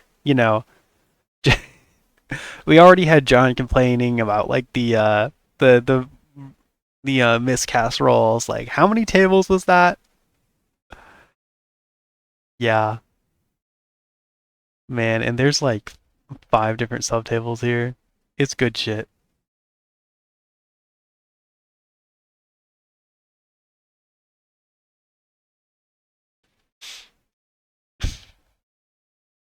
Mm. I need more like recursive tables in the system. I think I need to make tables as though I'm designing like a sort of labyrinth. Um there's like 10 different tables and they like go in loops. Gotta get around to writing the Discord bot to automate everything. That would be so sick. That would be very cool. Or just sort of lead people around like a puzzle. Um like I'm making like an unset for magic or something. That would be solid. Maybe that should be the premise of the wild magic class. Just to be super fucking annoying. I think I could probably nail that. Um, Someone close to you died too young. Did you blame yourself? When someone dies nearby, you can take a crit from whatever killed them to make them unconscious again. Instead, what the fuck? Or curse the one who did this to them. Deal double damage against creatures that killed a PC this session. Yo.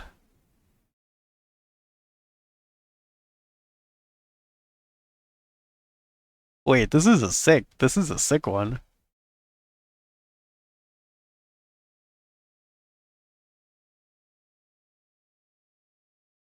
This would be busted on like a high health character, like that first option. Like I'm imagining it like on Tristan. It's Tristan's dwarf, Ursula, um, who has like 40 health.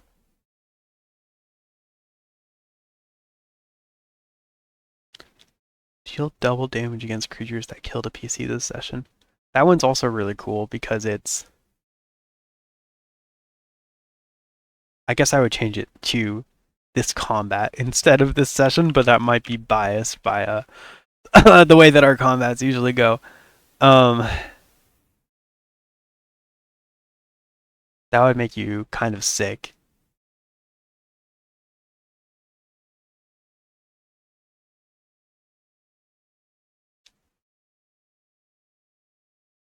Yeah, I don't know. That one's kind of wild. But I like it a lot actually. I think I'm cool with just keeping that one. I'm cool with keeping a lot more of these than I thought I would be, because I really have felt like I love how wildly unbalanced the backstory arcs are. Well, yeah, that's the thing, right? That's sort of what I was just launching into. Like,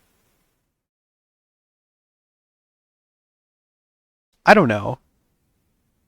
Like a lot of them are like, you know, +1 to a stat, +3 to a skill, +1 2 rolls for X. And those are all like roughly similar. But then there are like wacky ones.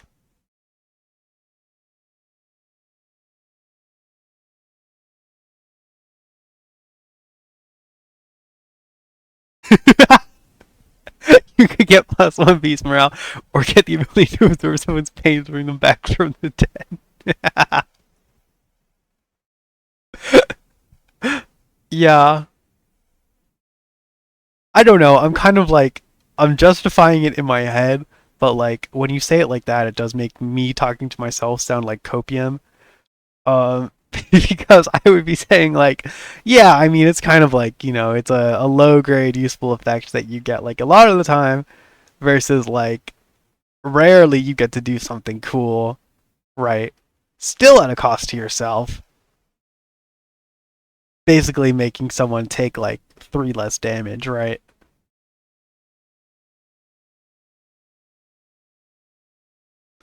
But like, I don't know. Maybe that's how the backstory options have ended up as wild as they are. Not that I like wrote these.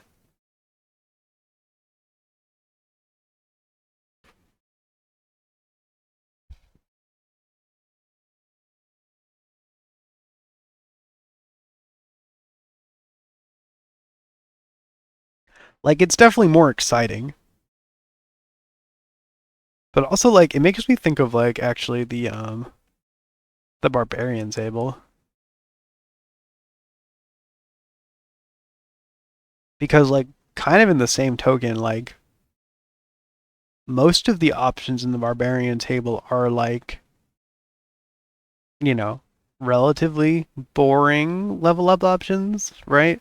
In the sense that it's just like +1 to hit or -2 to saves 60% of the time. And then you get like the cool ones. It's kind of the same thing with retro backstory.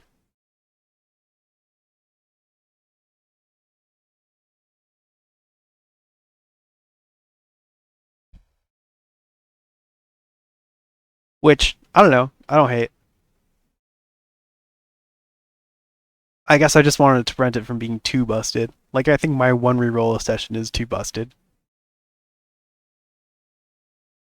But granted, it's funny. Okay. Uh, you stole something valuable. Did you get off scot-free? +3 to sleight of hand, or get ratted out? Save versus law to tell if someone is planning to betray you. Ooh, that's a weird one. +3 sleight of hand totally is cool. That makes sense and is good. Save versus law to tell if someone is planning to betray you.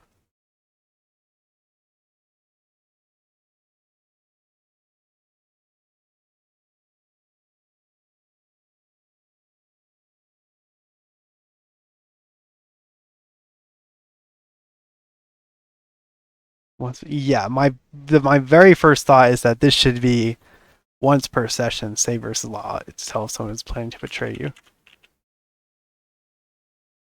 Because like, yeah, first of all, it would be a strong thing to be able to do every time. Second of all, it would be super fucking annoying if someone had that and like every time they interacted with an NPC, they were like, "I saved. See if they're trying to betray me." Like, that's awful. Um, so I think that like to discourage that, what I would add is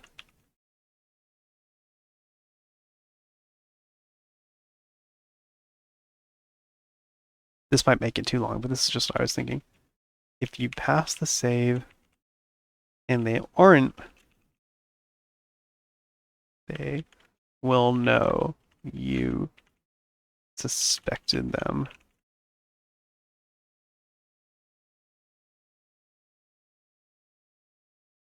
I don't know if that's maybe too specific, but I just wanted to be like, that was just a thought that I had about preventing players from like just using this on every PC, on every character.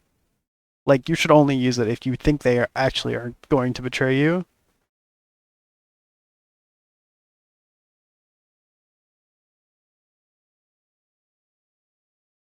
Yeah.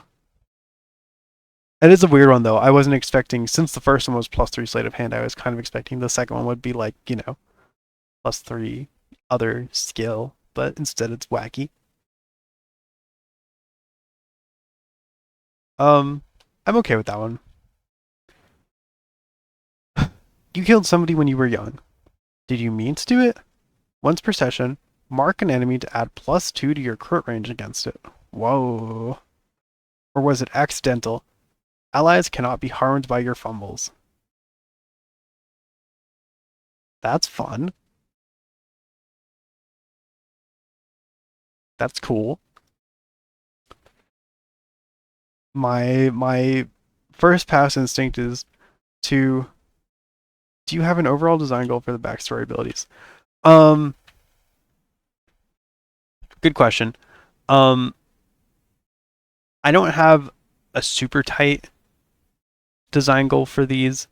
I think when I started going through this table earlier, what I said was that I wanted to go through them with the goal of like firstly making sure that like the situations that were being proposed and like the questions were appropriate because I was a little worried about that since we copied it from third party 10-foot polemic whatever, and also I wanted to make sure that the bonuses that were being granted still made sense for the system, um because for example like beast morale or whatever, um like there might be something that's not doesn't make sense in our system.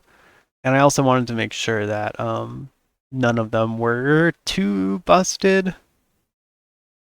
Um, yeah, because I know that a lot of them are kind of busted. Though I haven't found too many that I thought were super busted yet. Um, if they were all kind of similar in power, that would be cool. I think these abilities are kind of hard to balance, especially when they get wacky. So that's not critically important, but yeah, there shouldn't be any that are like super busted. Um, and ideally not any that are like super dog shit unless they're intentionally dog shit.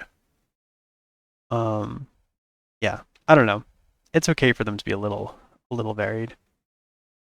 Like for example, there's only been one negative one so far, which is this one, and I think I'm okay with there being a negative one. But yeah. So, yeah, just kind of doing a pass through it and making sure it all made sense and was okay. Um, but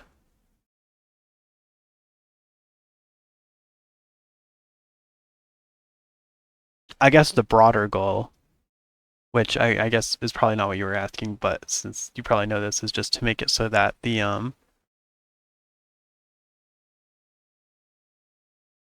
characters get powers that are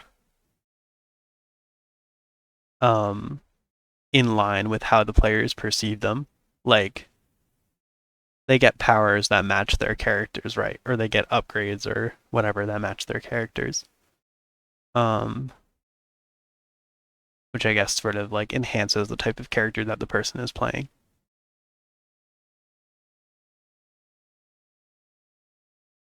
So yeah, I guess what that means is that like the bonuses you get from the retro backstories should be on theme with like the result, but I think that is the case for everything anyway. That's what the person who originally made this table was going for.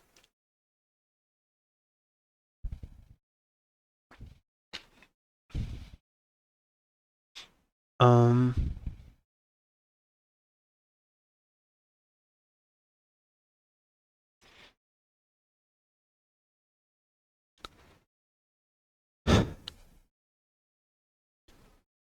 I also don't think I've ever actually read through this entire table. So that seems like something I just should do. You know. Um,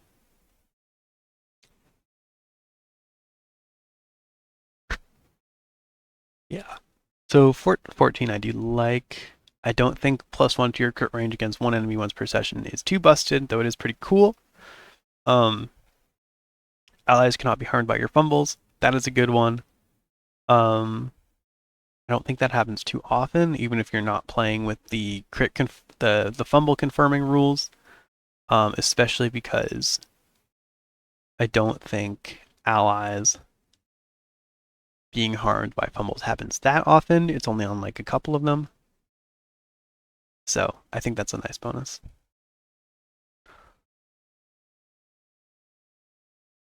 I wonder if it'd be good to read all of them before making changes, just to get an idea of what's already, etc. Yeah, no, you're right. I was just like,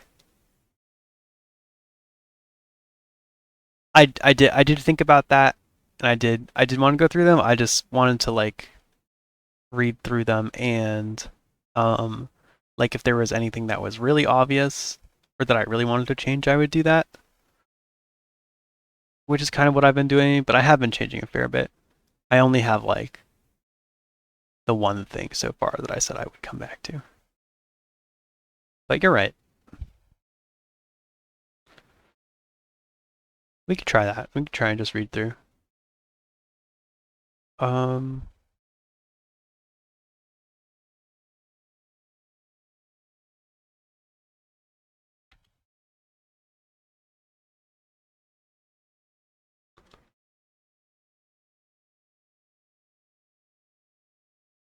and I would change this to allies besides yourself.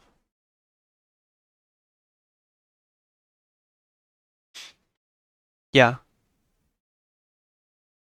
Yeah, we can try reading through. See how that goes. It might be hard not to change things though. Cause like just reading this next one, you know, they were lynching someone who nobody liked. Did you step in? When an ally is hit, you may give up your next action and take half the damage that would have hit them, or join in, +1 to hit versus creatures being attacked by 2 or more friends. Like that just begs to be changed, doesn't it? Um when an ally is hit, you may give up your next action to take half the damage that would have hit them, or +1 to hit versus creatures being attacked by 2 or more friends.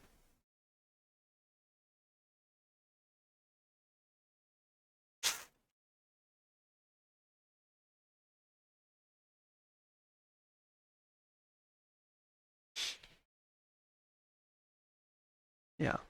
Um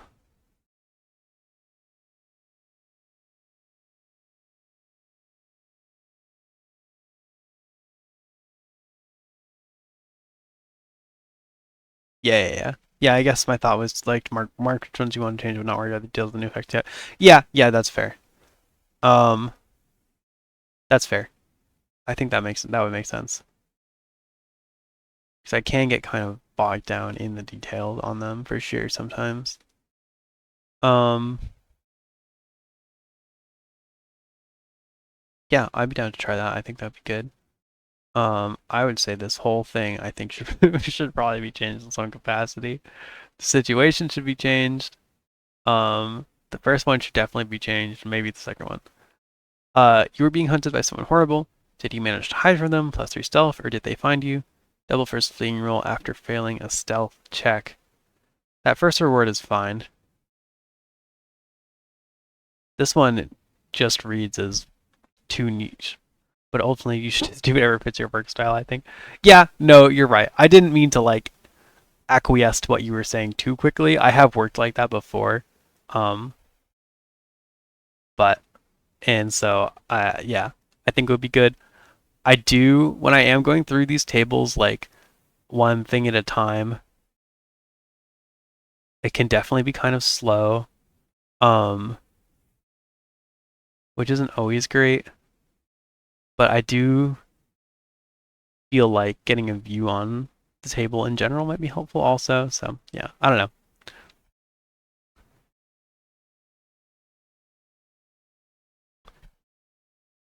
Who knows, man? I'm just working on RPGs. Um, okay.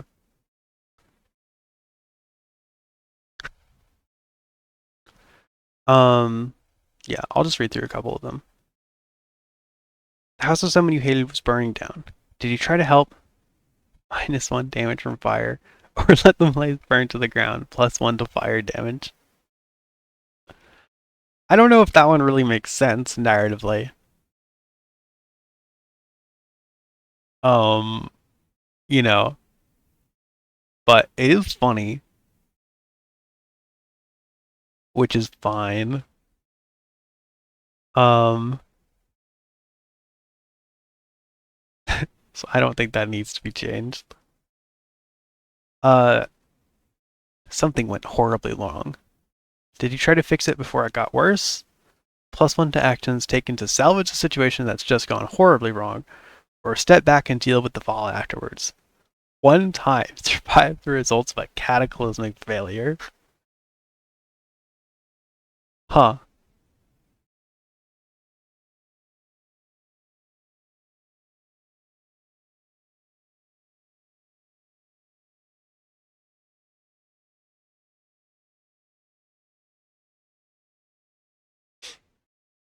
I'm not really sure what to make of that one.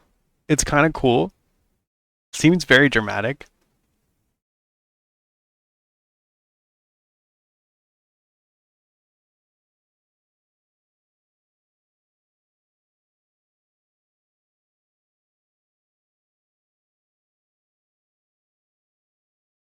I'm trying to imagine if that would be like too much.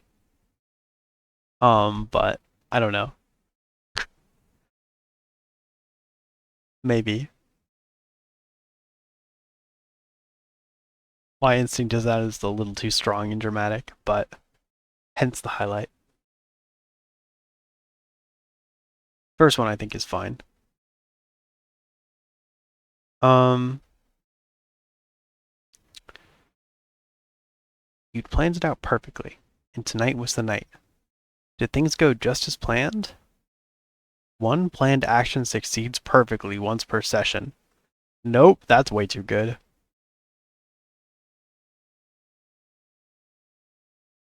Or fall spectacularly apart. +2 to AC and saves for 10 minutes when a plan goes awry. That's funny. Um, the second one is good.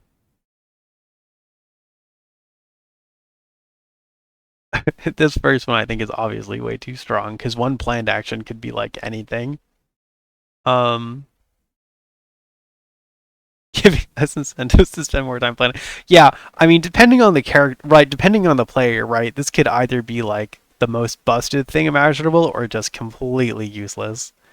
Um, based on like if the character plans anything, but also right, like encouraging everyone to spend more time in the planning phase and less in the action phase is very funny. Though, to be entirely fair, like if you had a skill that was like one planned action, like your planned action is going to succeed, maybe there would be less waffling and debilitating, like, about a plan.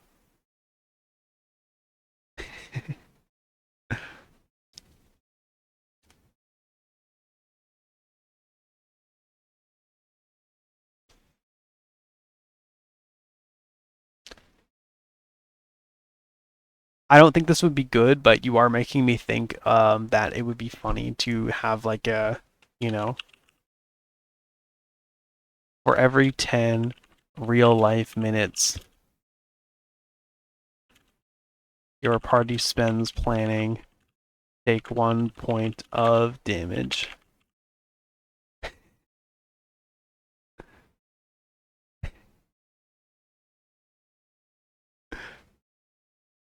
Oh, Google Docs? Stream? Hello? We climbed these trees perfectly, only to discover that it was the other trees we needed to climb.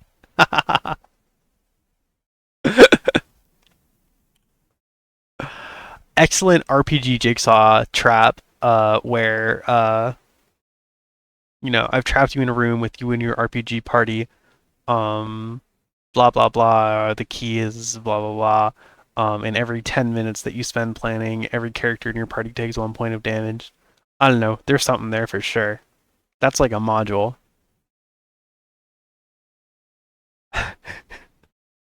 Um, that's not a real idea, but I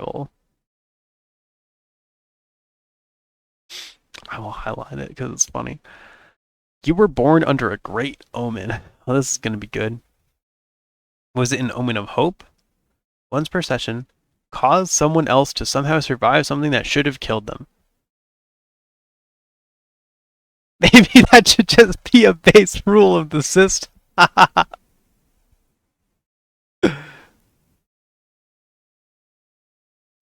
That would be really funny. I don't know. I don't think we plan too much these days, do we?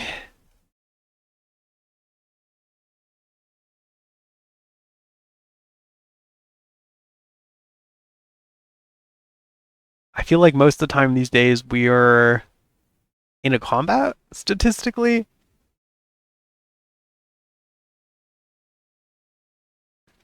or we're doing some wacky bit in a dungeon. Those are like the two modes, right? It's either 6 sessions of like floating through the air fighting a wizard, or 3 sessions of dungeon inspector bit.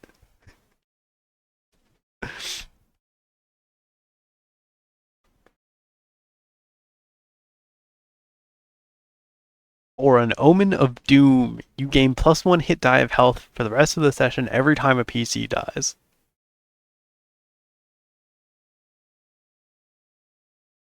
Hmm, don't love that.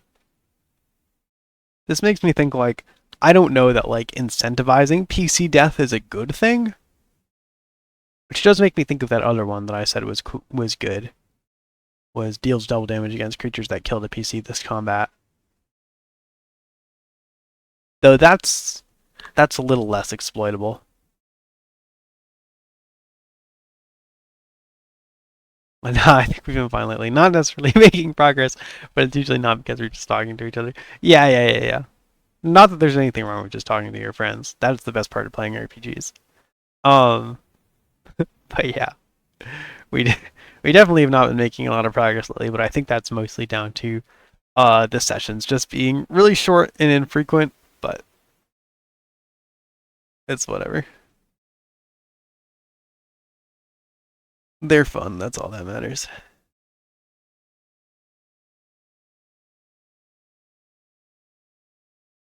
Sorry, briefly distracted.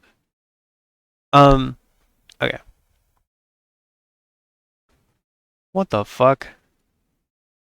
One of your parents was an alcoholic. Were they an angry drunk? +1 dex or a depressed one? +1 con.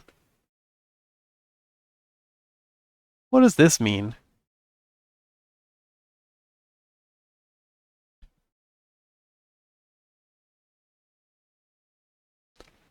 Do you get like +1 dex for like running away from your drunk dad? And +1 con for I don't know. The bonuses are fine, obviously. I feel like maybe we can make the situation more interesting. Or just more sensible, less depressing.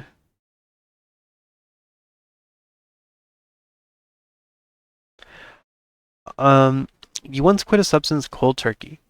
Was this on purpose? +2 to resist addiction. Or because you were forced to, drug effects are doubled. This is a kind of an interesting one. Um,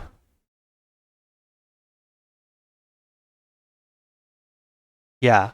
The cool thing about this table is that it's so big, like since it's a D100 table, that it can kind of touch on a lot of like areas of the game, a lot of mechanics, which is kind of cool. Um, I don't know. that we have anything in our rules about addiction. There might be something in optional rules.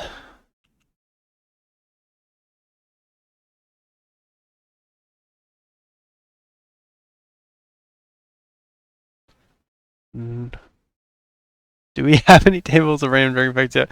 Yeah, that's what I'm looking for. I think we have a poison example.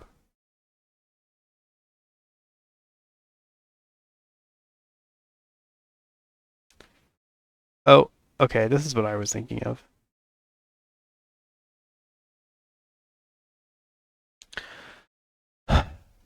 Yeah, okay. We have this poisons, diseases, and drugs and additional rules, which poison and diseases work similarly and they both have an interval in effect. Every interval amount of time, you make a save versus doom modified by con. If you fail, you suffer the effect.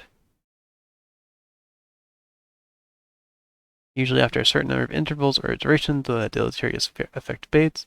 Drugs work similarly to poison, except they usually have less harmful effects. So then looking at the alcohol example, interval every drink. Bro, you have one beer and you have to save versus doom. That's awful.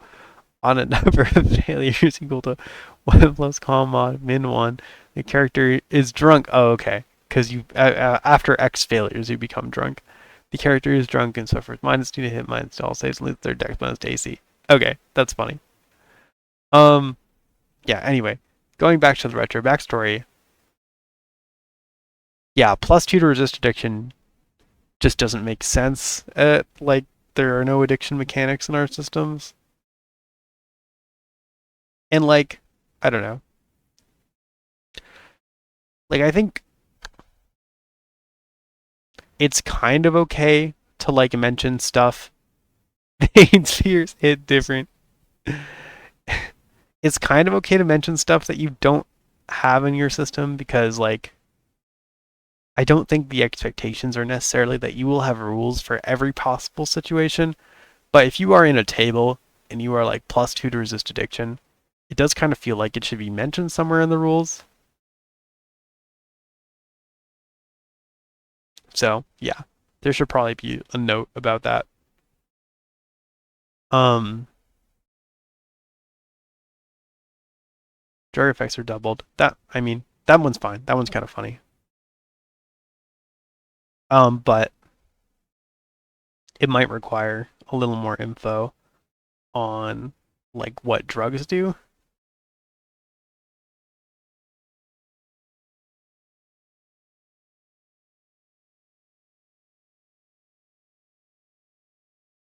Like right, like the same way that I think that like it's fine in this table to have like +1 to morale. Yeah, if there's a hard number in the effectivity size rule, yeah.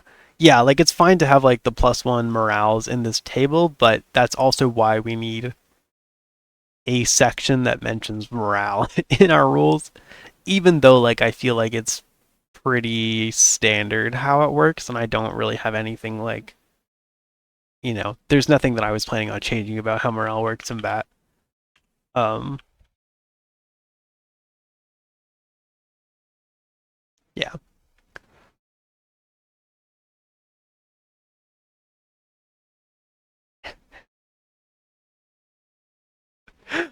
Oh, okay. I'm reading the next one. This is a John one for sure. There was a scary old woman who lived in a scary old house. Did you avoid it like the others? Supernatural threats will not prioritize you. Or go up and knock on the door. +1 to do things everyone says is a bad idea. That's funny. Um, this one's really funny. The second effect in particular is hilarious. Supernatural threats will not prioritize you is I think that's fine. That one's a little weird.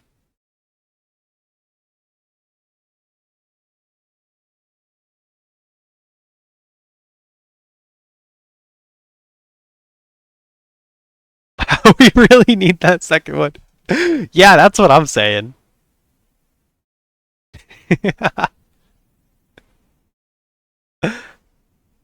People are always touching things that they shouldn't, or that I think they shouldn't.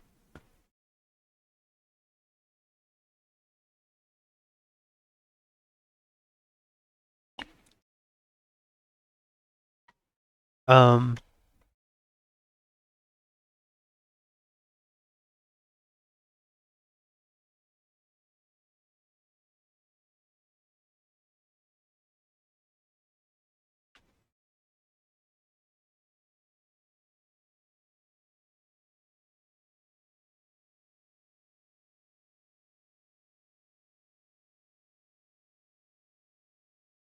I was just gonna add this. I was just thinking like for this first one, supernatural threats will not prioritize you. I wanted to add a clause that was like, unless you don't want that, because like while that's generally a good thing, I was thinking about how like, if like Tristan's character or like a tank character got that, like they that wouldn't be good. Um, so yeah, just adding an exit clause to that one. But yeah, I think this one's good.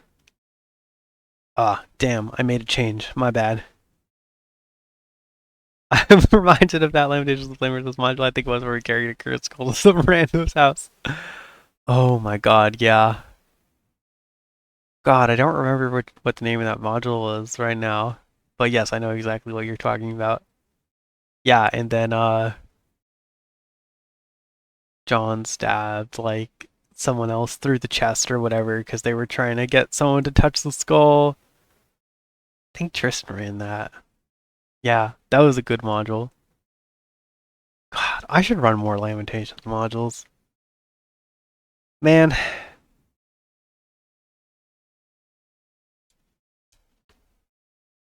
I guess I could DM that again. That would be fun. Maybe I should do that at some point. Unfortunately, I'm just not sure that our current dungeon is going to be finished anytime in the next year or so. So I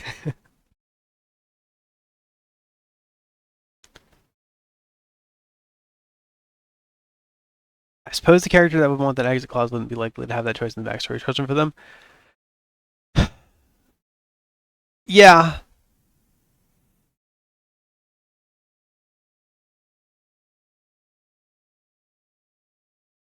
I guess though. I don't think that.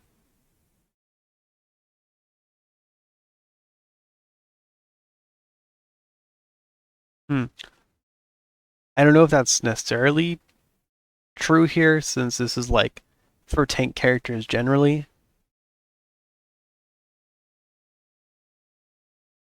I guess tank characters are more likely to be brave, but like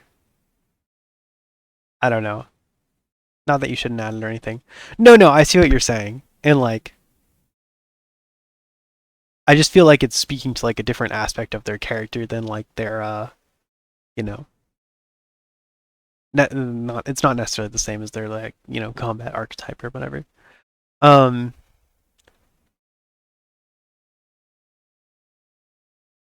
yeah, cuz for example, going up and knocking on the door, I guess you could do that because you're brave or because, you're stupid. Which but the result for that does fit either of those cases.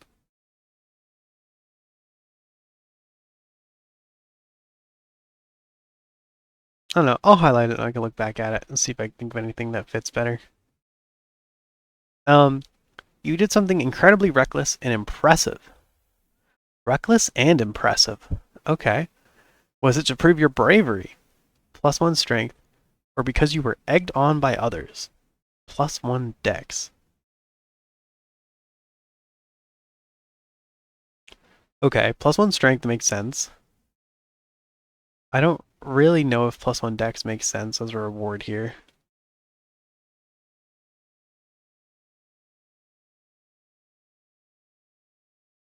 I did want to see like what stats were being given out in this table. That could be an interesting character. Tank who's invulnerable but scared of everything. Hey, yeah, I watched that show.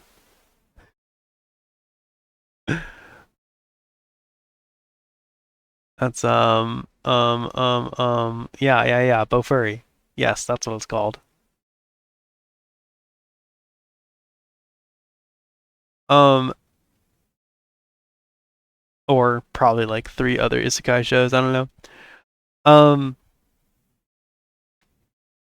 because you were egged on by others plus one dex. Yeah, I did want to see like what stats were being given in this table, and like see if any of them were being given disproportionately. Because I suspect they probably are.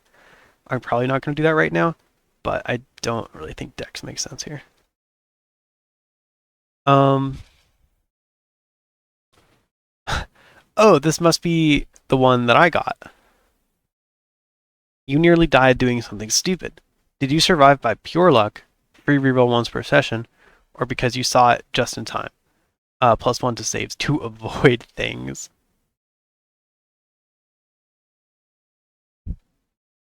Okay.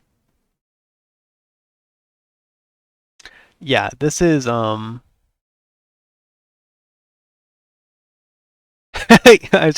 probably a very uh-huh. Yeah, it took me a second to remember the name of the show.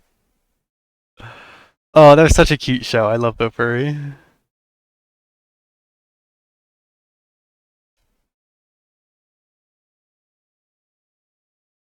But like, yeah, I'm sure that there are other light novel isekais that are. I feel like there are so many like that, or not necessarily like that, but I don't know. There are a lot that involve like I don't know. Maybe I'm imagining things. I was gonna say there are a lot that involve like tank characters, but maybe there are just a lot in general. Um. Anyway, did you survive by pure luck, free reroll ones per session, or because you saw it just in time? Plus one saves to avoid things. Yeah. So the free reroll ones per session, I think, is too strong. Um. Speaking as someone who has that and doesn't use it because I think it's too strong.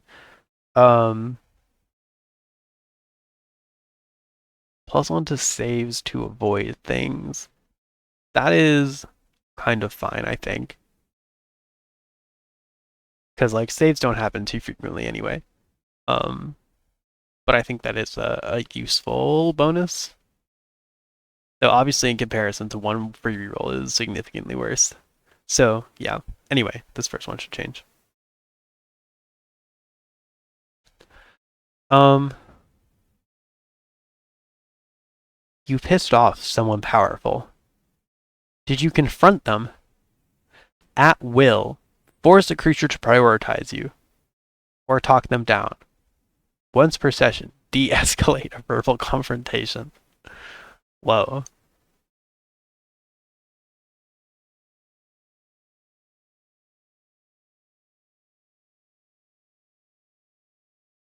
That seems incredibly strong, doesn't it?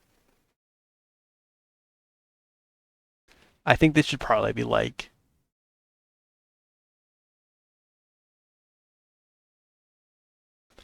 at the very least, this should be like, make a save to make a creature target you, or make some kind of check, or like once per session, once per combat.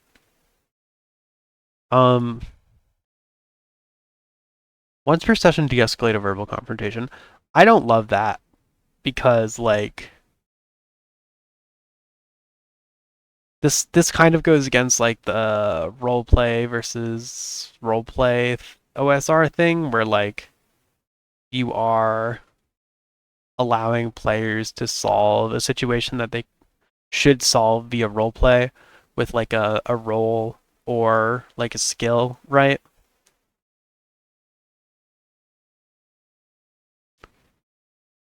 So yeah, I feel like maybe if players need to de-escalate a verbal conflict, they should do that via role play.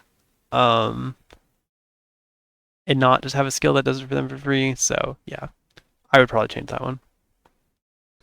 But it's cool. The options are cool.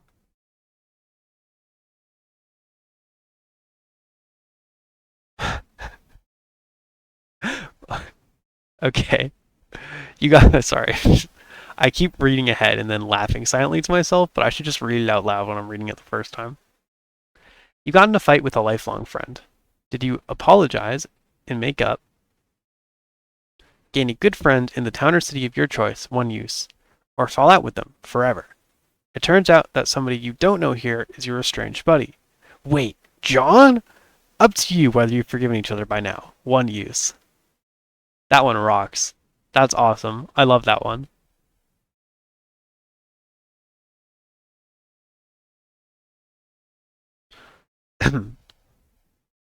A partner left you for someone else. Was your revenge petty? Once per round, deal 1 damage to the creature that just hit you.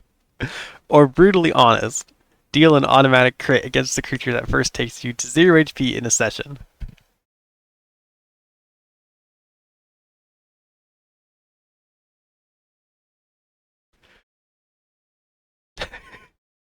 I feel like at the start of this table, I don't know. I feel like this table kind of has been getting increasingly wacky. I feel like at the start of the table, it is very much like the results make sense with what the situation was. Like +3 first aid for finding a medical cure, +3 to Arcana for medical methods, like +1 con for living in the wilderness, +1 charisma for living in the city, and then like now we're now we're here and we're at like the where we've gotten another someone broke up with you one. Deal 1 damage for taking petty revenge on your ex-lover. I don't know.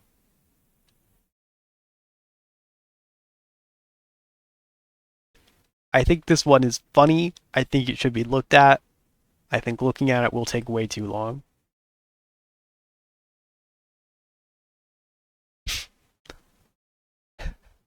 You have a secret that nobody knows. Is it embarrassing? Tell a new, embarrassing anecdote that actually happened to you or your character to roll an extra die for carousing, or horrifying. Once per session, force a morale check by telling people a new horrifying anecdote that actually happened to you. That's so funny. That's incredibly funny. That's a really good one.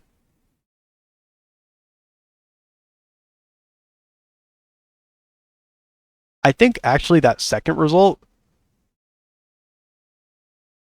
you might not even need a skill to do that, you know? Imagine like you're being held up by bandits and you just start like monologuing to them about something terrifying. Like, I don't know. I could see a morale check happening. Um anyway,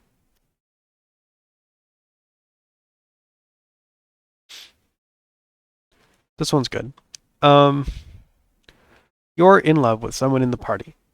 Is it requited? Each gets +2 to hit enemies who have damaged together. Or a secret crush. If your crush would be damaged in combat, you can jump in the way and take 1.5 times the damage. I don't love that one just because like yeah, very wary of like forcing romantic situations on the player or on another player by the choice of one player, you know. So that one I will probably change. Um the consequences are cool. It's fun like fun partner mechanics and stuff, but yeah, I'd rather not do that one. Um this one is better by comparison. Not sure how I feel about the effect referring to the player instead of the character the tell story one. Okay, interesting. Yeah. Tell me what you think about that because I did notice that and I read that and my response was that like, oh, that's really cute and fun. Um like you get to actually like engage with your friends as your friends and like have them tell hopefully cute stories. I'm imagining that the anecdotes being told here are like funny and not like traumatic. Uh yeah.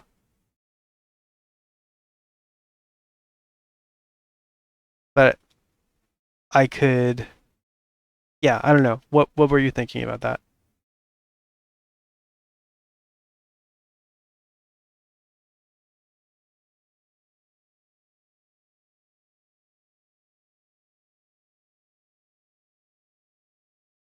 Because yeah, that's fair. That one is like very meta.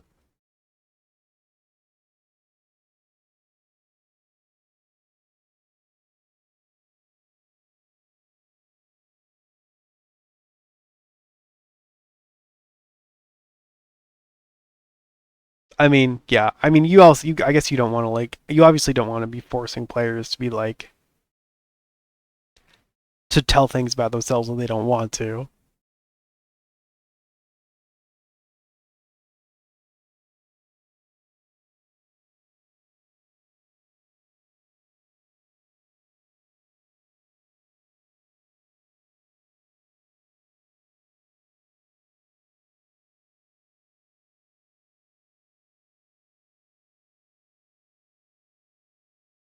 Largely, it just seems weird to me that something you're explicitly doing out of character gives you an in-game bonus.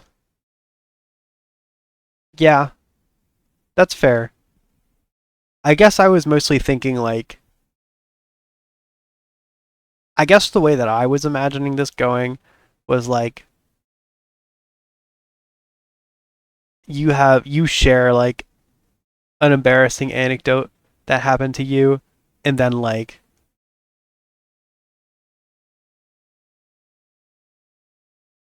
but like you are sharing it.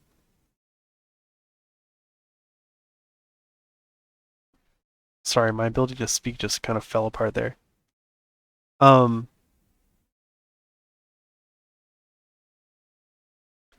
I was imagining that like, even though the anecdote is something that has really happened to you as the player, that it's still like your character telling that story, and the assumption would be that happened to your character.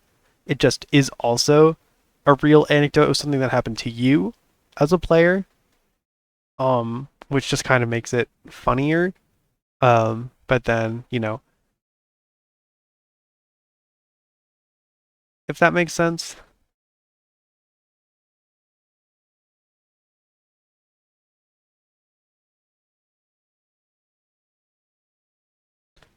like the anecdote, I was trying to think of an anecdote example, and that distracted me. Like an anecdote of like, oh, one time I went to school and I ripped my pants in gym class or whatever. And be like, haha, that's funny that that happened to Dominica. Um,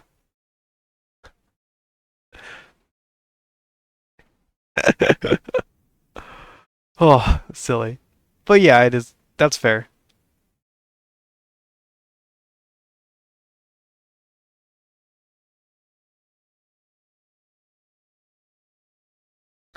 I just think it adds a little bit of, it gives it a little bit of weight. Like, because if it's just like make up any embarrassing anecdote, then it's kind of whatever. It's kind of more interesting. Like, I don't know. It's just more fun, I think, if it's like, if it has to be real or if it causes you to learn something about the player. But yeah, I don't know. It is definitely very meta. And I can understand complaints there.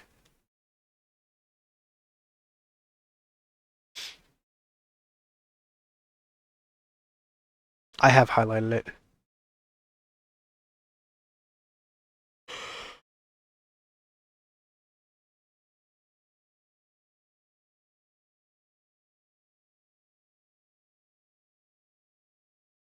Yeah, I can see what you're saying, though. I also want to know that the first one refers to you or your character, but the second one doesn't. Yeah.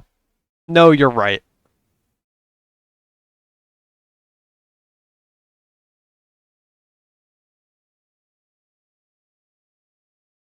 What the hell happened to the highlight here? No, you're right.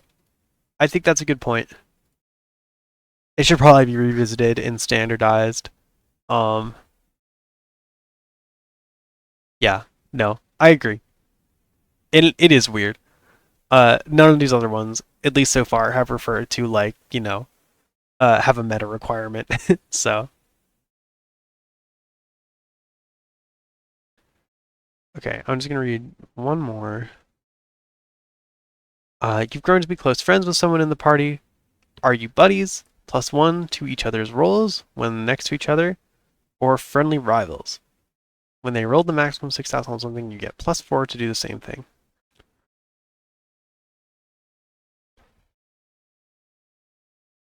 Mm. The second one I think is good. This first one I think is a little bit exploitable. I would probably add some limit, like up to 3 times a session or something.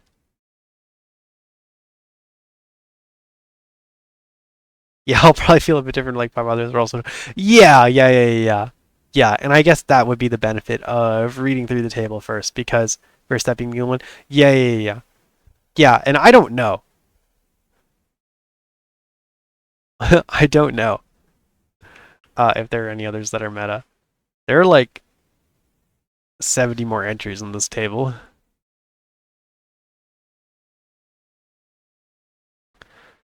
Um, okay. Yeah, I do have to go to the bathroom real quick, so I think I am going to take a break for 1 second, but I will be right back, and then we can keep going with the table. But thanks for thanks for watching and chatting, BJ. And thank you, Ender, also for chatting. But I'll be back in 1 second.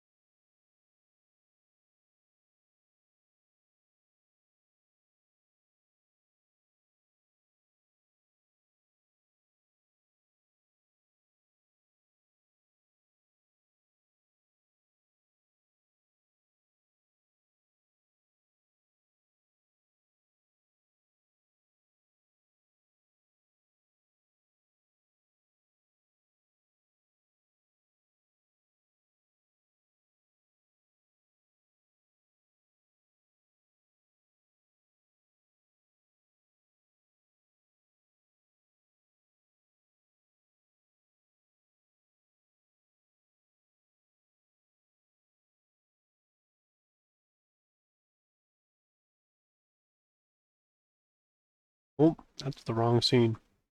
There we go. What's up? I'm back. You been playing anything lately, PJ?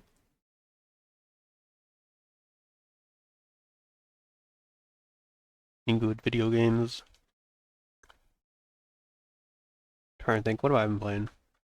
Oh, I've been playing Elden Ring. Right. That's weird. I've been playing a lot of Elden Ring. On stream, Life is Strange True Colors. Probably seen that. Surely I must have. Oh, Final Fantasy 14, of course. Dawn Trail just came out, and I was playing that for like a week straight. It was great.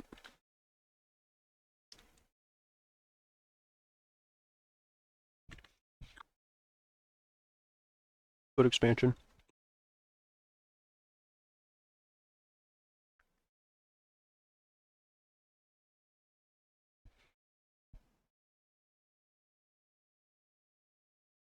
I'm just finishing eating this. Okay.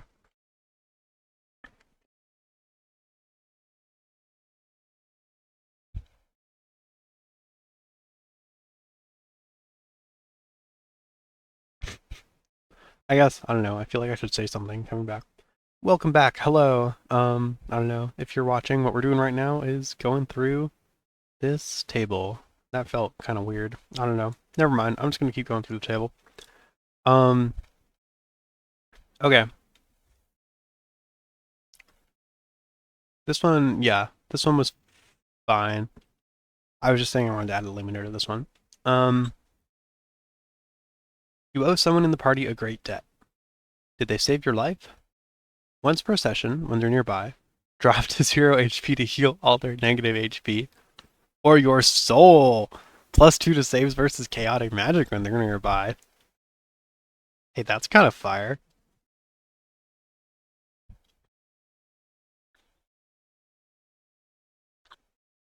Once per session while they're nearby, drop to 0 HP to heal all of their negative HP.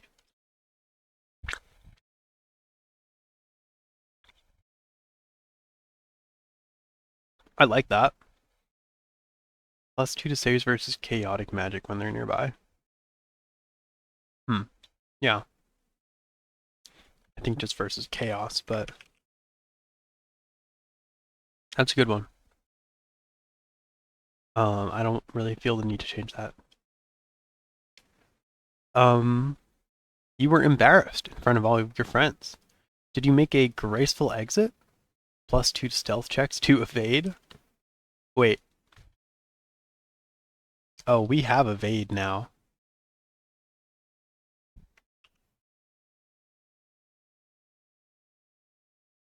Like we have like the specific evasion roll.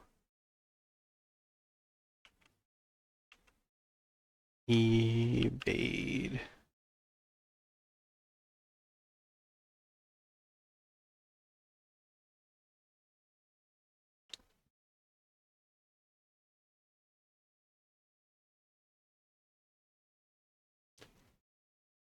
The action that nobody uses.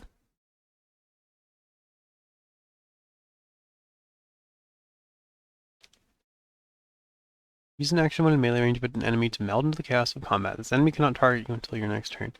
Randomly targeted or area of effect attack may still hit you, as well as opportunity attacks. Roll stealth. On success, you gain +4 to hit this target during the next round. To use this action, you must have at least one other ally engaged in melee combat with that target. With in melee combat that the target can attack during the next round. When you target any opponent with an evade-based attack or have evaded the previous round, you may not use evade the next round.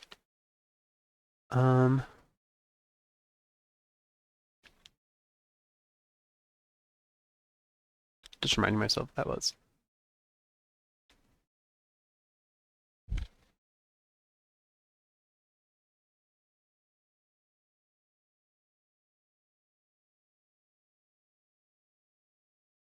Hmm.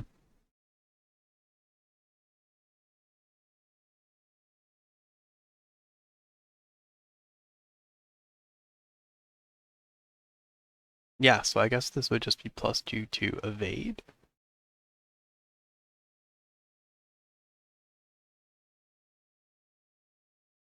checks, or cause a scene +1 to brawling rolls. Oh, I'm editing again. I don't know if we call it brawling. Wrestling is what we call it.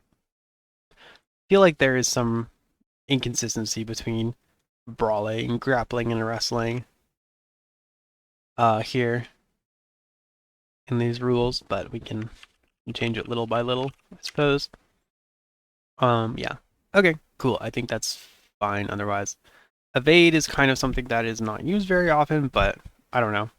Maybe people should use it more. Um,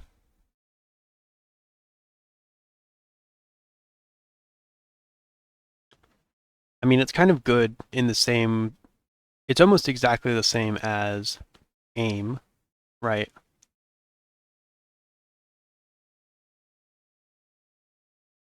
Except it's just, yeah, in the sense that it's good against high AC targets. It's a little different than aim since aim is guaranteed. Yeah, I guess the fact that you have to roll stealth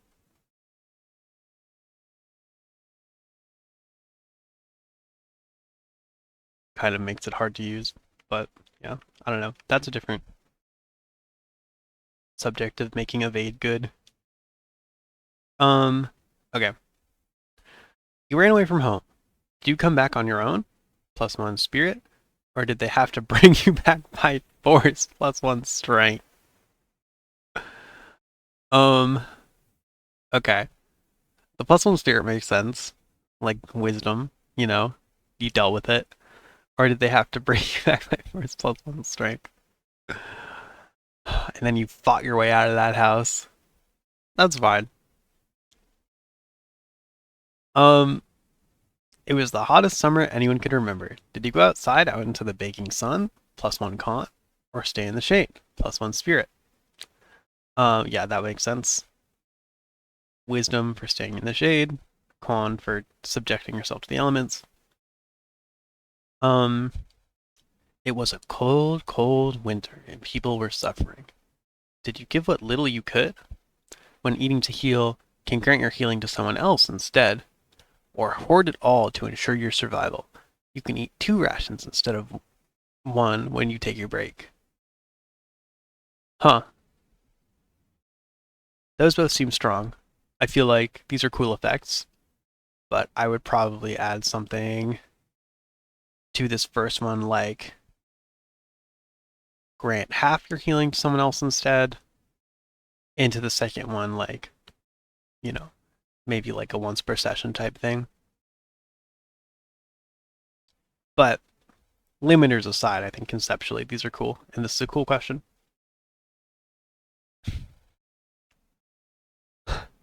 I also like how this table like very clearly goes in like there are bands of different themes of like situations and responses. Like you can imagine the guy writing the table, right? Um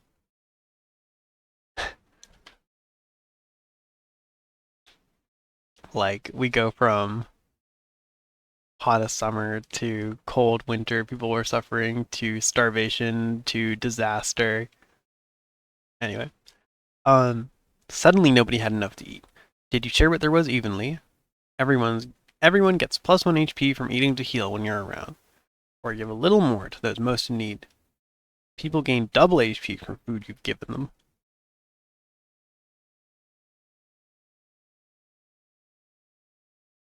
That first one is fine. It's definitely a little strong. The second one is very exploitable. I would say it should probably be something that is more uh like when you're eating in a group, the player with the lowest health gains double healing, or something like that. But yeah, otherwise you just have one player distribute food to everyone, and then all of those people get double healing. So that's no good. Um, okay. There was a raging flood. Were you able to save the most precious thing once per session when something you own is going to be broken or lost? Get it back by some means, or was it all washed away? Anytime something of yours is accidentally lost or broken, automatically pass the next save you roll in the session. That's kind of cool. I am now the group's quartermaster. Everyone gets their. Yeah. There are a couple of like these that are like super exploitable in not in a good way. Like there was another one I did earlier with like orders. I think that was when I was editing. Um, where is it?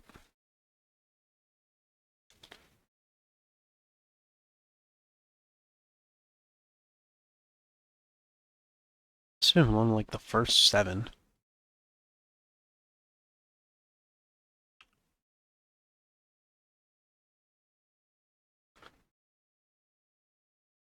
Oh, maybe I took out the word. Whatever.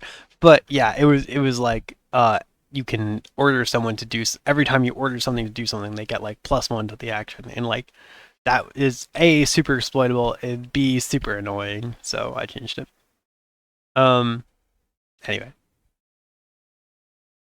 this one is cool. I feel like things don't get broken or lost too much, though I've definitely written in some things into these rules to make it so that like the effects of some tables are that things get broken or consumed or whatever. But that's always cool to see. Um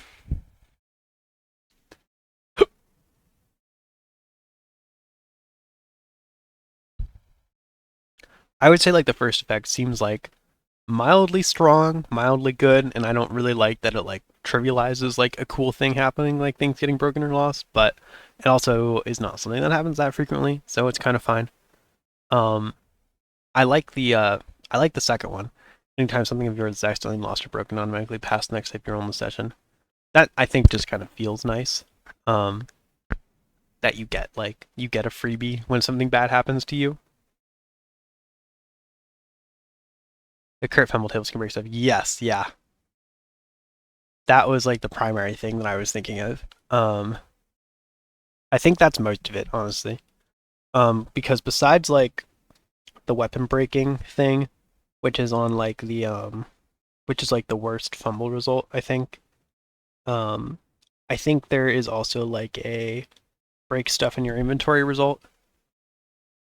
At least one on the fumble table. Oh, and there's armor. There's armor breaking. There is an armor breaking result on both the crit table, where you like break someone else's armor, or the fumble table, where your armor gets broken. So yeah, all of those. Um, yeah, that's most of it. That might be all of it. Though with our crit confirmation in our current bat game, you never get to see that stuff, which is kind of sad. I don't know the last time that we had like a crit actually in bat.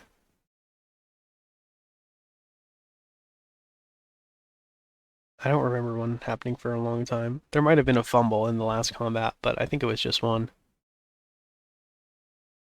Kind of sad. I like those tables. Maybe I'll ask if we can go to a less harsh crit confirmation.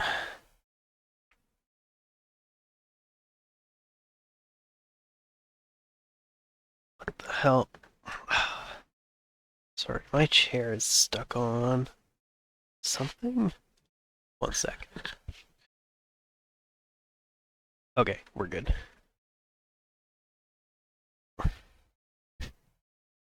I spilled something earlier. Coffee. I spilled coffee earlier, so there was a towel there. And anyway, unnecessary backstory. Okay. Violent men demanded tribute. Do you give them what they wanted? People will leave you alone if you cave to their demands. Or did they take it by force? +1 to hit people who have taken something from you.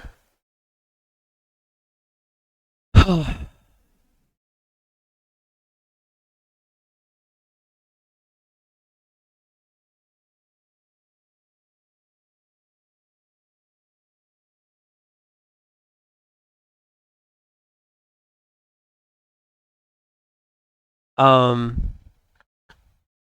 Sorry, distracted again. Um, yeah, this first one,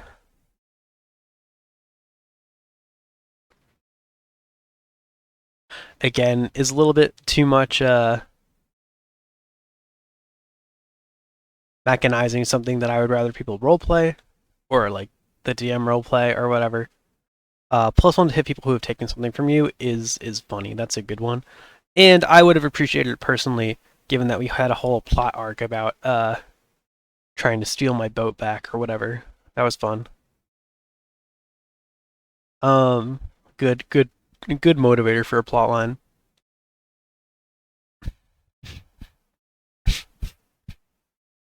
Sorry, I just read ahead on this one and started laughing. A tyrant came into power. Did you join the resistance? Once per session, you can find a defector in the room. Oh, we got this one, didn't we? Or obey the tyrant for personal gain. Douchebags will trust you. This is such an iconic retroactive backstory result.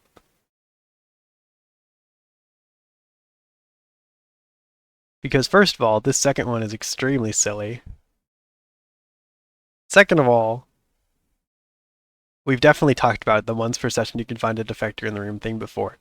And or maybe it's like once per session you can find a friend in the room. It's another one that's like that. I think there are things to say about that. I don't know. I think it's fine. It can feel a little bit contrived.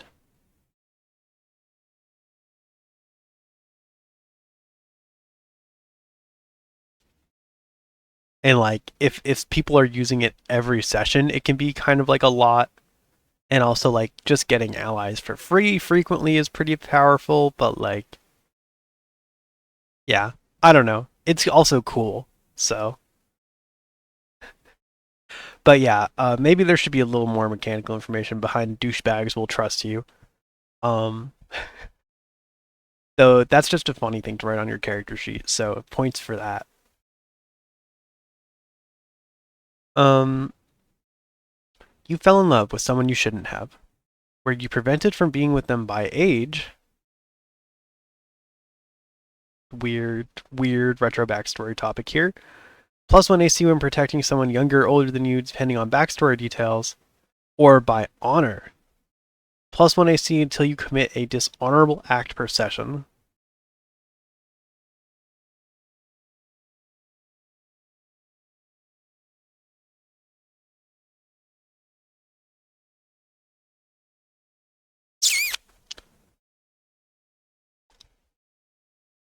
Don't entirely know how I feel about this one.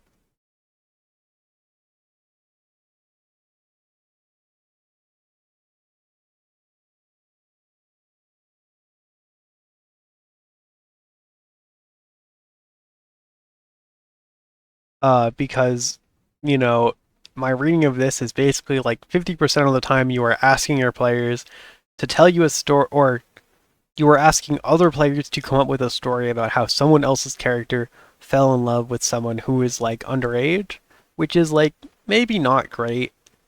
Um,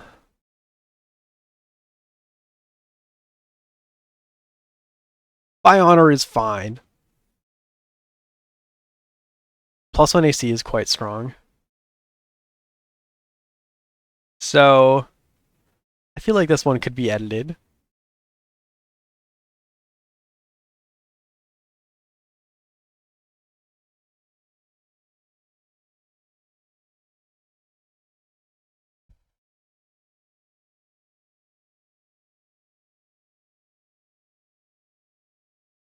Yeah. +1 AC is fine when it's like hyper conditional, like when protecting someone older than you, for instance. Like that's fine. Um, +1 AC for free until you commit a dishonorable act per session is like that's just +1 AC basically. Like most sessions. Oh boy, lots of romance. You shouldn't have kissed them. Did they make the first move? Once per session, cause a neutral NPC to. Ooh, yikes! Yikes! Once per session, cause a neutral NPC to make a romantic advance on you. Or did you? Plus 1 hit die of health for the rest of the session if you successfully romance someone. Again, don't love this kind of thing being in the game.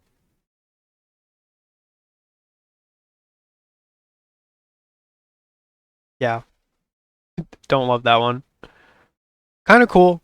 Don't, like, don't hate it conceptually, but yeah, should be evaluated for sure. Um, you had to build a wall. Was it to keep something out? Once per session, prevent something from breaking a barrier or fortification, or to keep something in.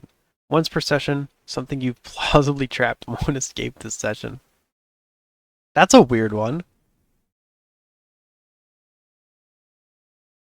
Once per session, prevent something from breaking a barrier or fortification. Like for the whole session? Like for how long? And something you've plausibly trapped won't escape the session. What do you mean by plausibly trapped? What is the word plausibly doing here?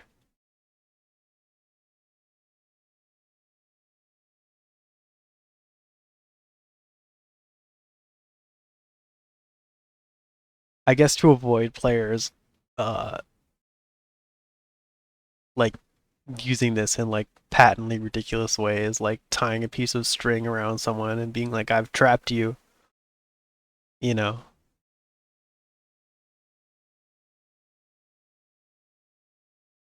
These are just these are just kind of weird. I don't know if I like them. They feel pretty niche. They're cool. I like when these interact with like weird systems.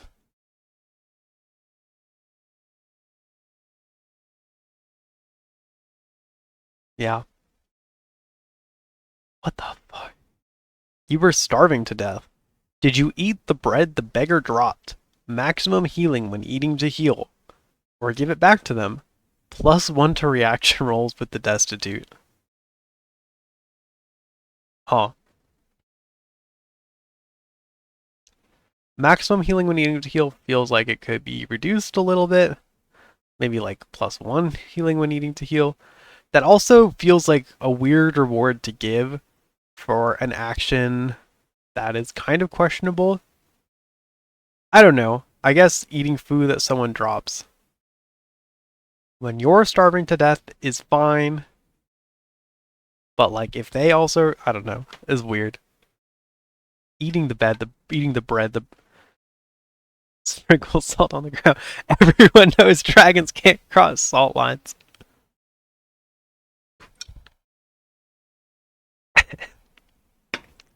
Did you draw your circle, Squidward? Yeah, iconic. Yeah, you're right. People could bullshit that in like ridiculous ways.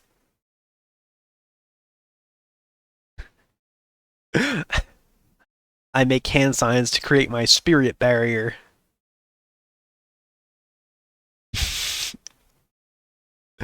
Stupid.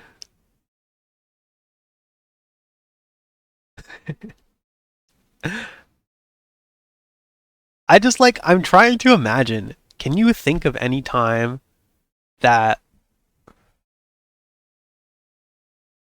I was gonna say of any time that we've trapped something or that someone has trapped something in a bat session?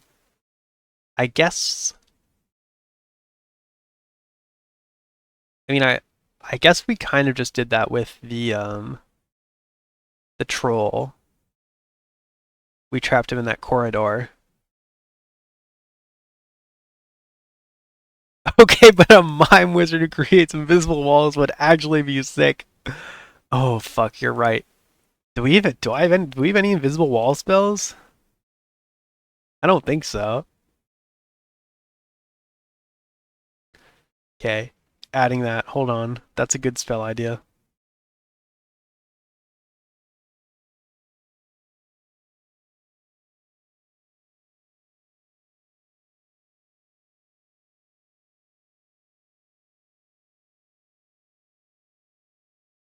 Or like a mirror. Yeah, the trolling character is what came to mind for me too. Yeah, I can't think of anything else. And like I feel like, you know, we trapped that guy like well enough that like I don't think there's really a chance that they would escape, you know? So it just feels like that this will literally never come up. So yeah, I don't know. And like once per session prevents something from breaking a barrier or fortification. Is there any time that I like that could have been used? Like, I don't know. I can't really think of any time.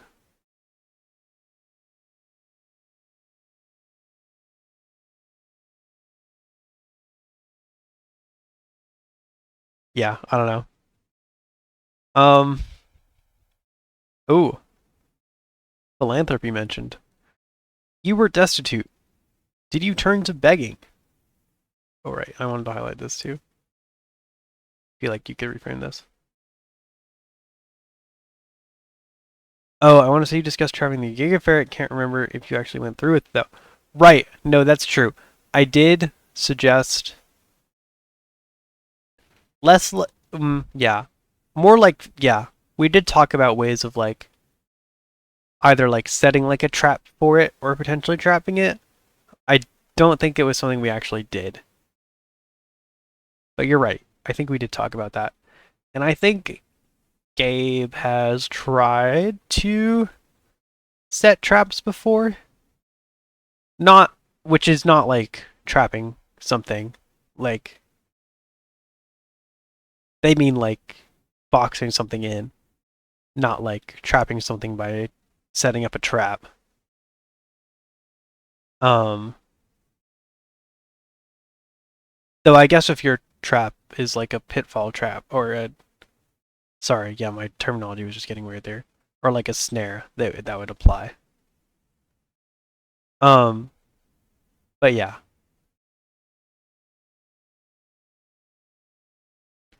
Anyway, yeah. Yeah, no, I can't I just can't really think of examples of times when either of those would have been useful. Um, you were destitute. Did you turn to begging? +2 to philanthropy rolls, or to petty crime? +1 dex. What do you get from +2 to philanthropy? Like what does that mean? I mean, it's like philanthropy is like you roll a d6, right? Philanthropy. Did I spell that wrong? Yes.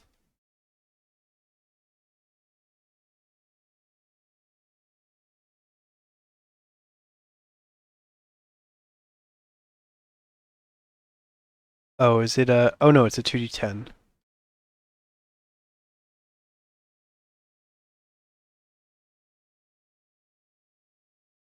Cool. Yeah, 2d10. Okay. +2 to this roll would be pretty sick.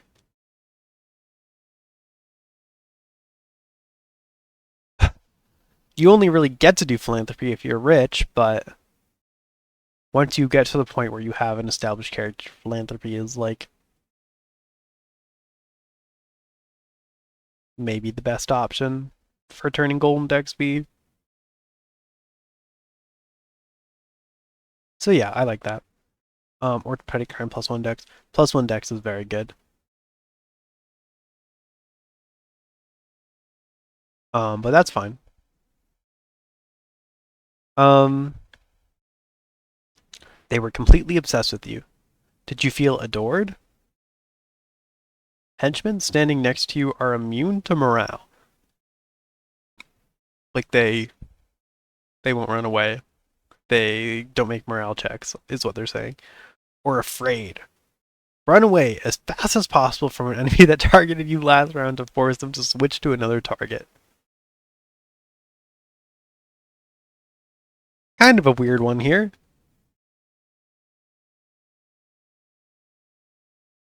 Also, like, weird to think about, like, the other morale one we did, which was just, like, +1 morale, +1 henchman morale, or +1 beast morale, versus Henchmen in your immediate area will never make a morale check.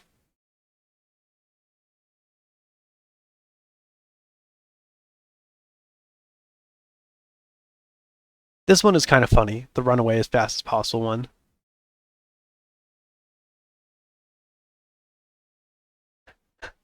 Might keep that.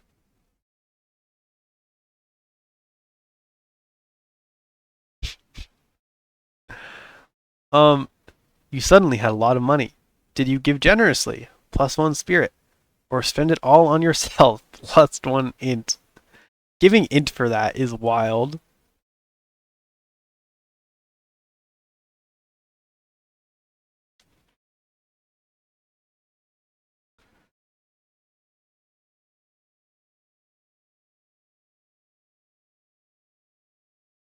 Is it the smart thing to do to spend all your money on yourself? I don't know. Maybe.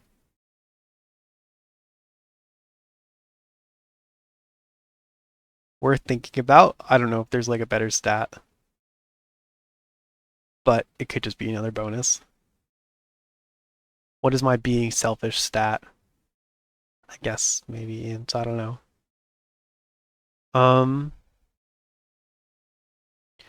you really respect someone in your party. In the party, are they your idol? When they succeed at something, you get +1 to do the same thing. That's cute. Or your mentor. At the start of this session, pick one of their skills. You can use their skill value for roles as long as you're close enough to see and hear them. Whoa, that's cool. I think that's too good.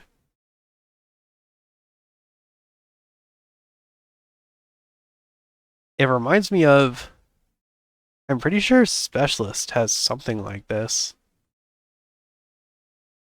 There's some kind of like teaching thing. Let me see if I can find it. It might just be for some specific better than the rest specialist advancements. The climbing ones, maybe. Yeah. Allies that can hear the specialist while climbing gain a +4 to climbing checks if the specialist is giving them climbing related advice and can see the climb. That's what I was thinking of, I think.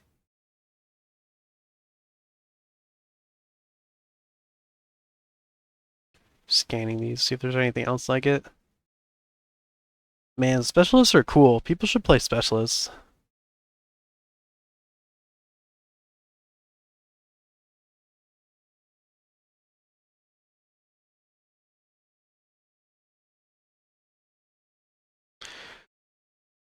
PJ, have you tried not having your character live for 3 years so you could play another class? I don't know.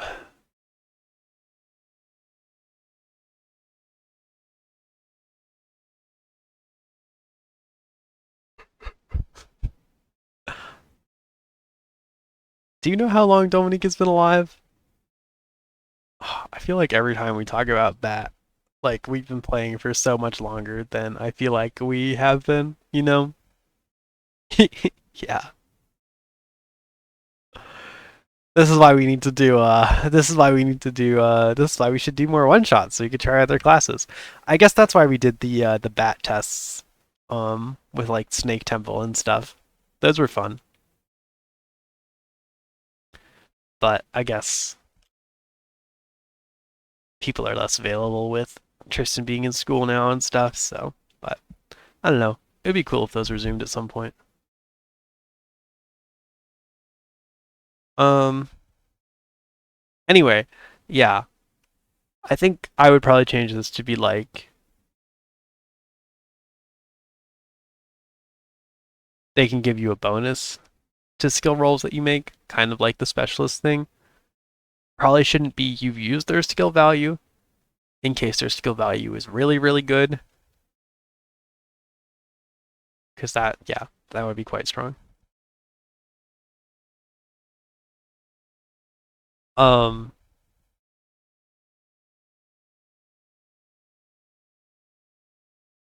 but it's cool though. I like this one otherwise. Um, you were about to die. Did you calmly accept your fate? Once per session, your first turn at or below 0 HP, and by turn they mean round.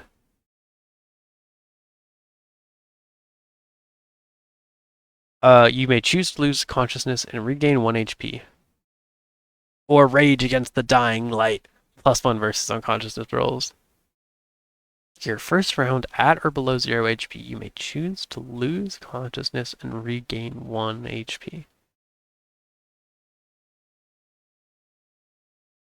Is that ever something you would do? Is that ever something you would want to do?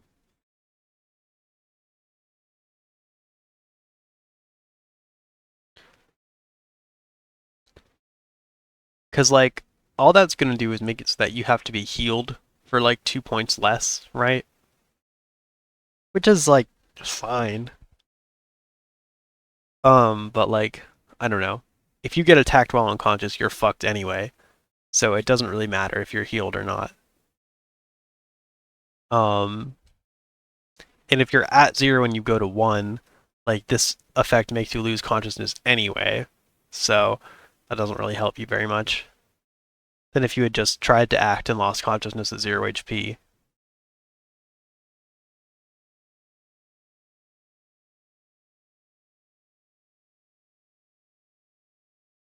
I mean, it's kind of like a cool thematic thing, but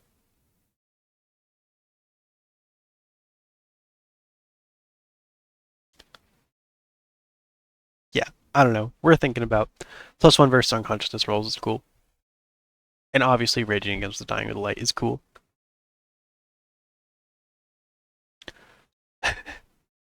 You lost, ooh, 50. Wow. We're making progress here. You lost an argument with someone in the party. Was it about a choice they made? When they pass a save, you can automatically pass your next save against the same thing. Sorry, I have to reread that. You lost an argument with someone in the party. Was it about a choice they made? When you pass a save, you can automatically pass your next save against the same thing, or one you made. When you fail a save, you can automatically pass their next save against the same thing.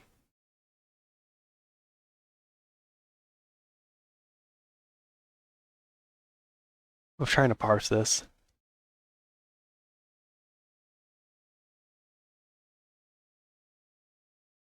You lost an argument about a choice they made. So they chose to do something and you argued with them about it and you lost the argument. When they pass a save, you can automatically pass your next save against the same thing.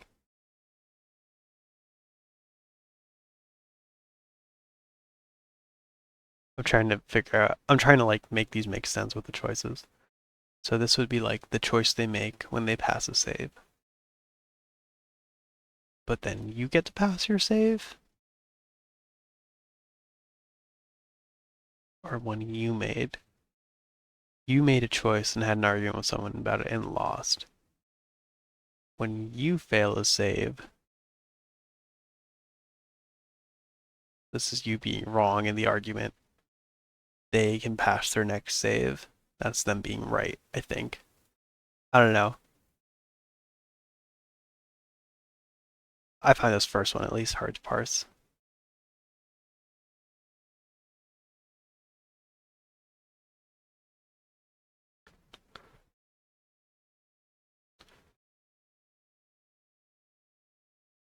I guess it's like them doing something and being proven right versus you doing something and being proven wrong. Oh, yes, you're right. Yeah, no, you're right. I think I got there with the second one, but it was just hard for me to understand the first one for some reason. But no, you're totally right.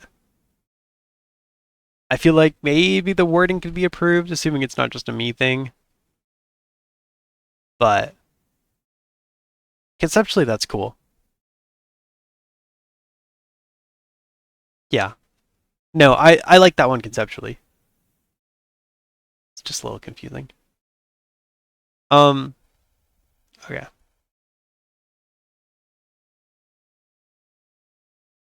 You went to a party against your better judgment, where you, the life of the party, roll an extra 1d6 for carousing, but take it as a penalty to your save versus consequences.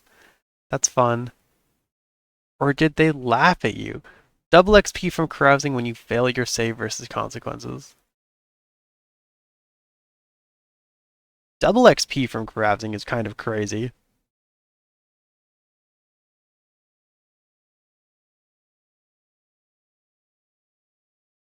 Probably too much.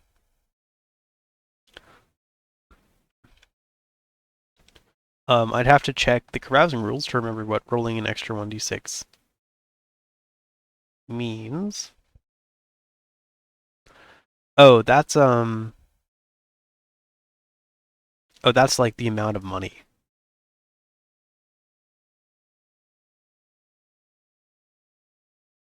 The amount of money that you spend. Okay, so that should probably be clarified as to what exactly that means.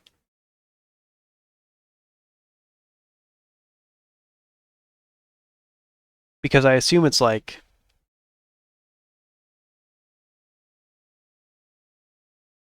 my interpretation for roll an extra d6 for carousing would be like, yeah, d10 times 100 SP plus d6 times 100 SP. But I feel like that could be confusing for some people. Um, take it as a penalty to your save versus the consequences. Um, where does? Oh yeah, okay. Crowders, right? Okay, this is it. Crowders roll 1d20 on the what the fuck did I do last night table unless they pass the save versus do. This table also does need to pass at some point. I think I might have already done a small pass on it, but cool. Yeah. Um, I'm probably gonna wrap up in a couple minutes. I wanted to end a little early because there's some stuff I wanted to do tonight. Double XP. I know that's crazy. Fucking double XP weekend. Carousing is already like the most efficient way to get XP, technically. Like imagine blowing like 2000 uh 2000 SP or whatever on carousing. You get like 2000 free XP. I don't know. That's wild.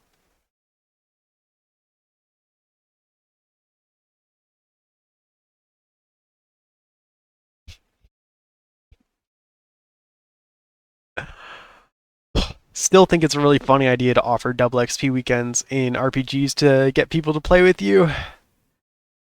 We should do that to entice like Gabe or whoever to play with us.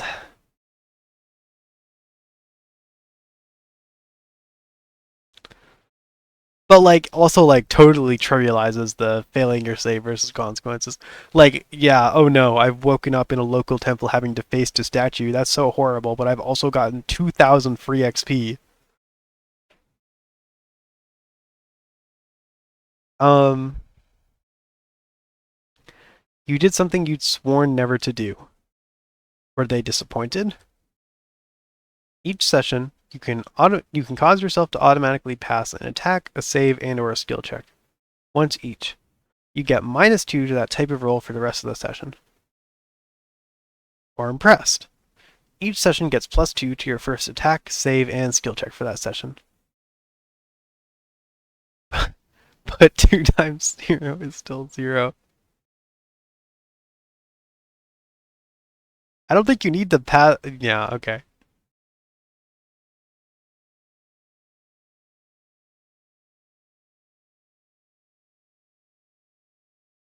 You got money.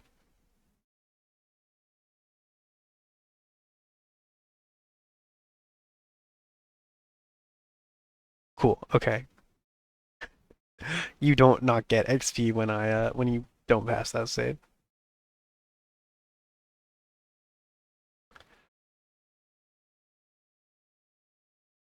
Um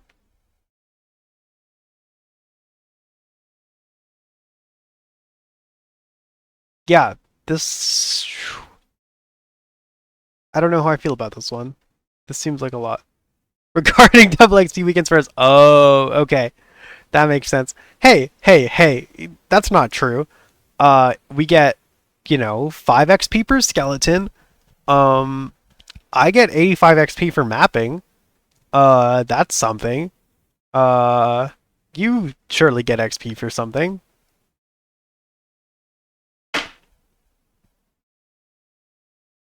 Now I want to check our Loot and Corpses channel, to see.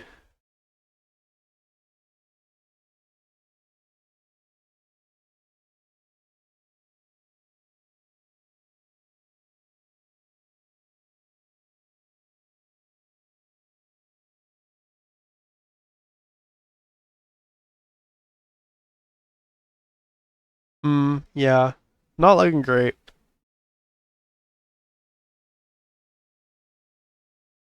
Maybe I'll do it for one shots. That way it'll be even less meaningful. Um, okay. Yeah. This seems like a very wacky one. Automatically passing an attack, save, and skill check, and then -2 to that roll afterwards to the rest of the session is kind of whack. Like, particularly for us, like with really short sessions. Like if you're only going to be making like 2 or 3 of these rolls per session, then yeah.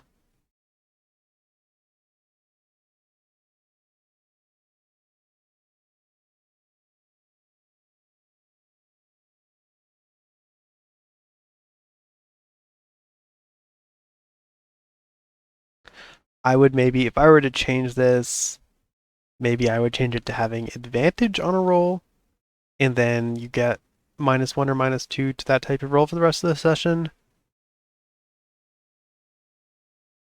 The second one is better.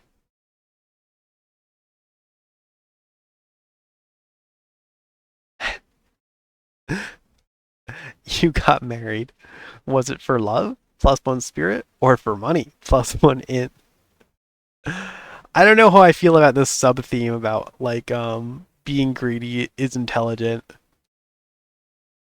Like an ongoing theme in this table.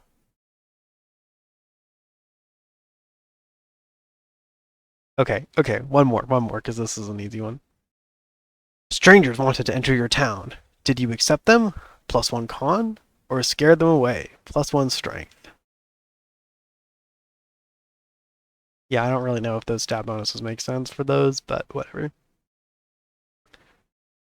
We'll add it to the list.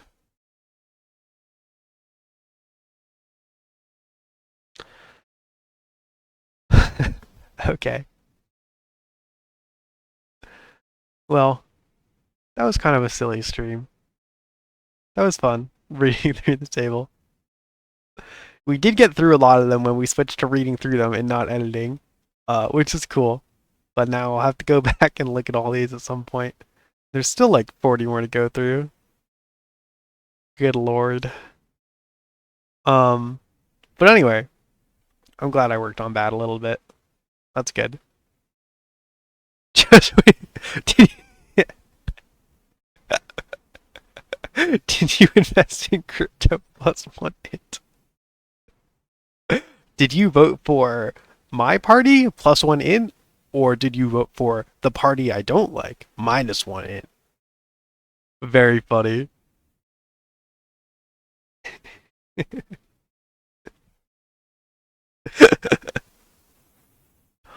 Oh, would love an NFT based backstory option here.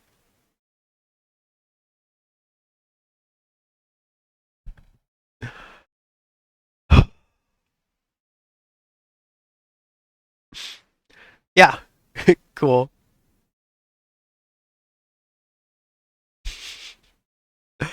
That was fun. That was a fun stream. Very chill. Glad I got to work on that. Thanks a lot for coming and chatting, PJ. Thank you also for Endurance for chatting. I appreciate it. Um, yeah.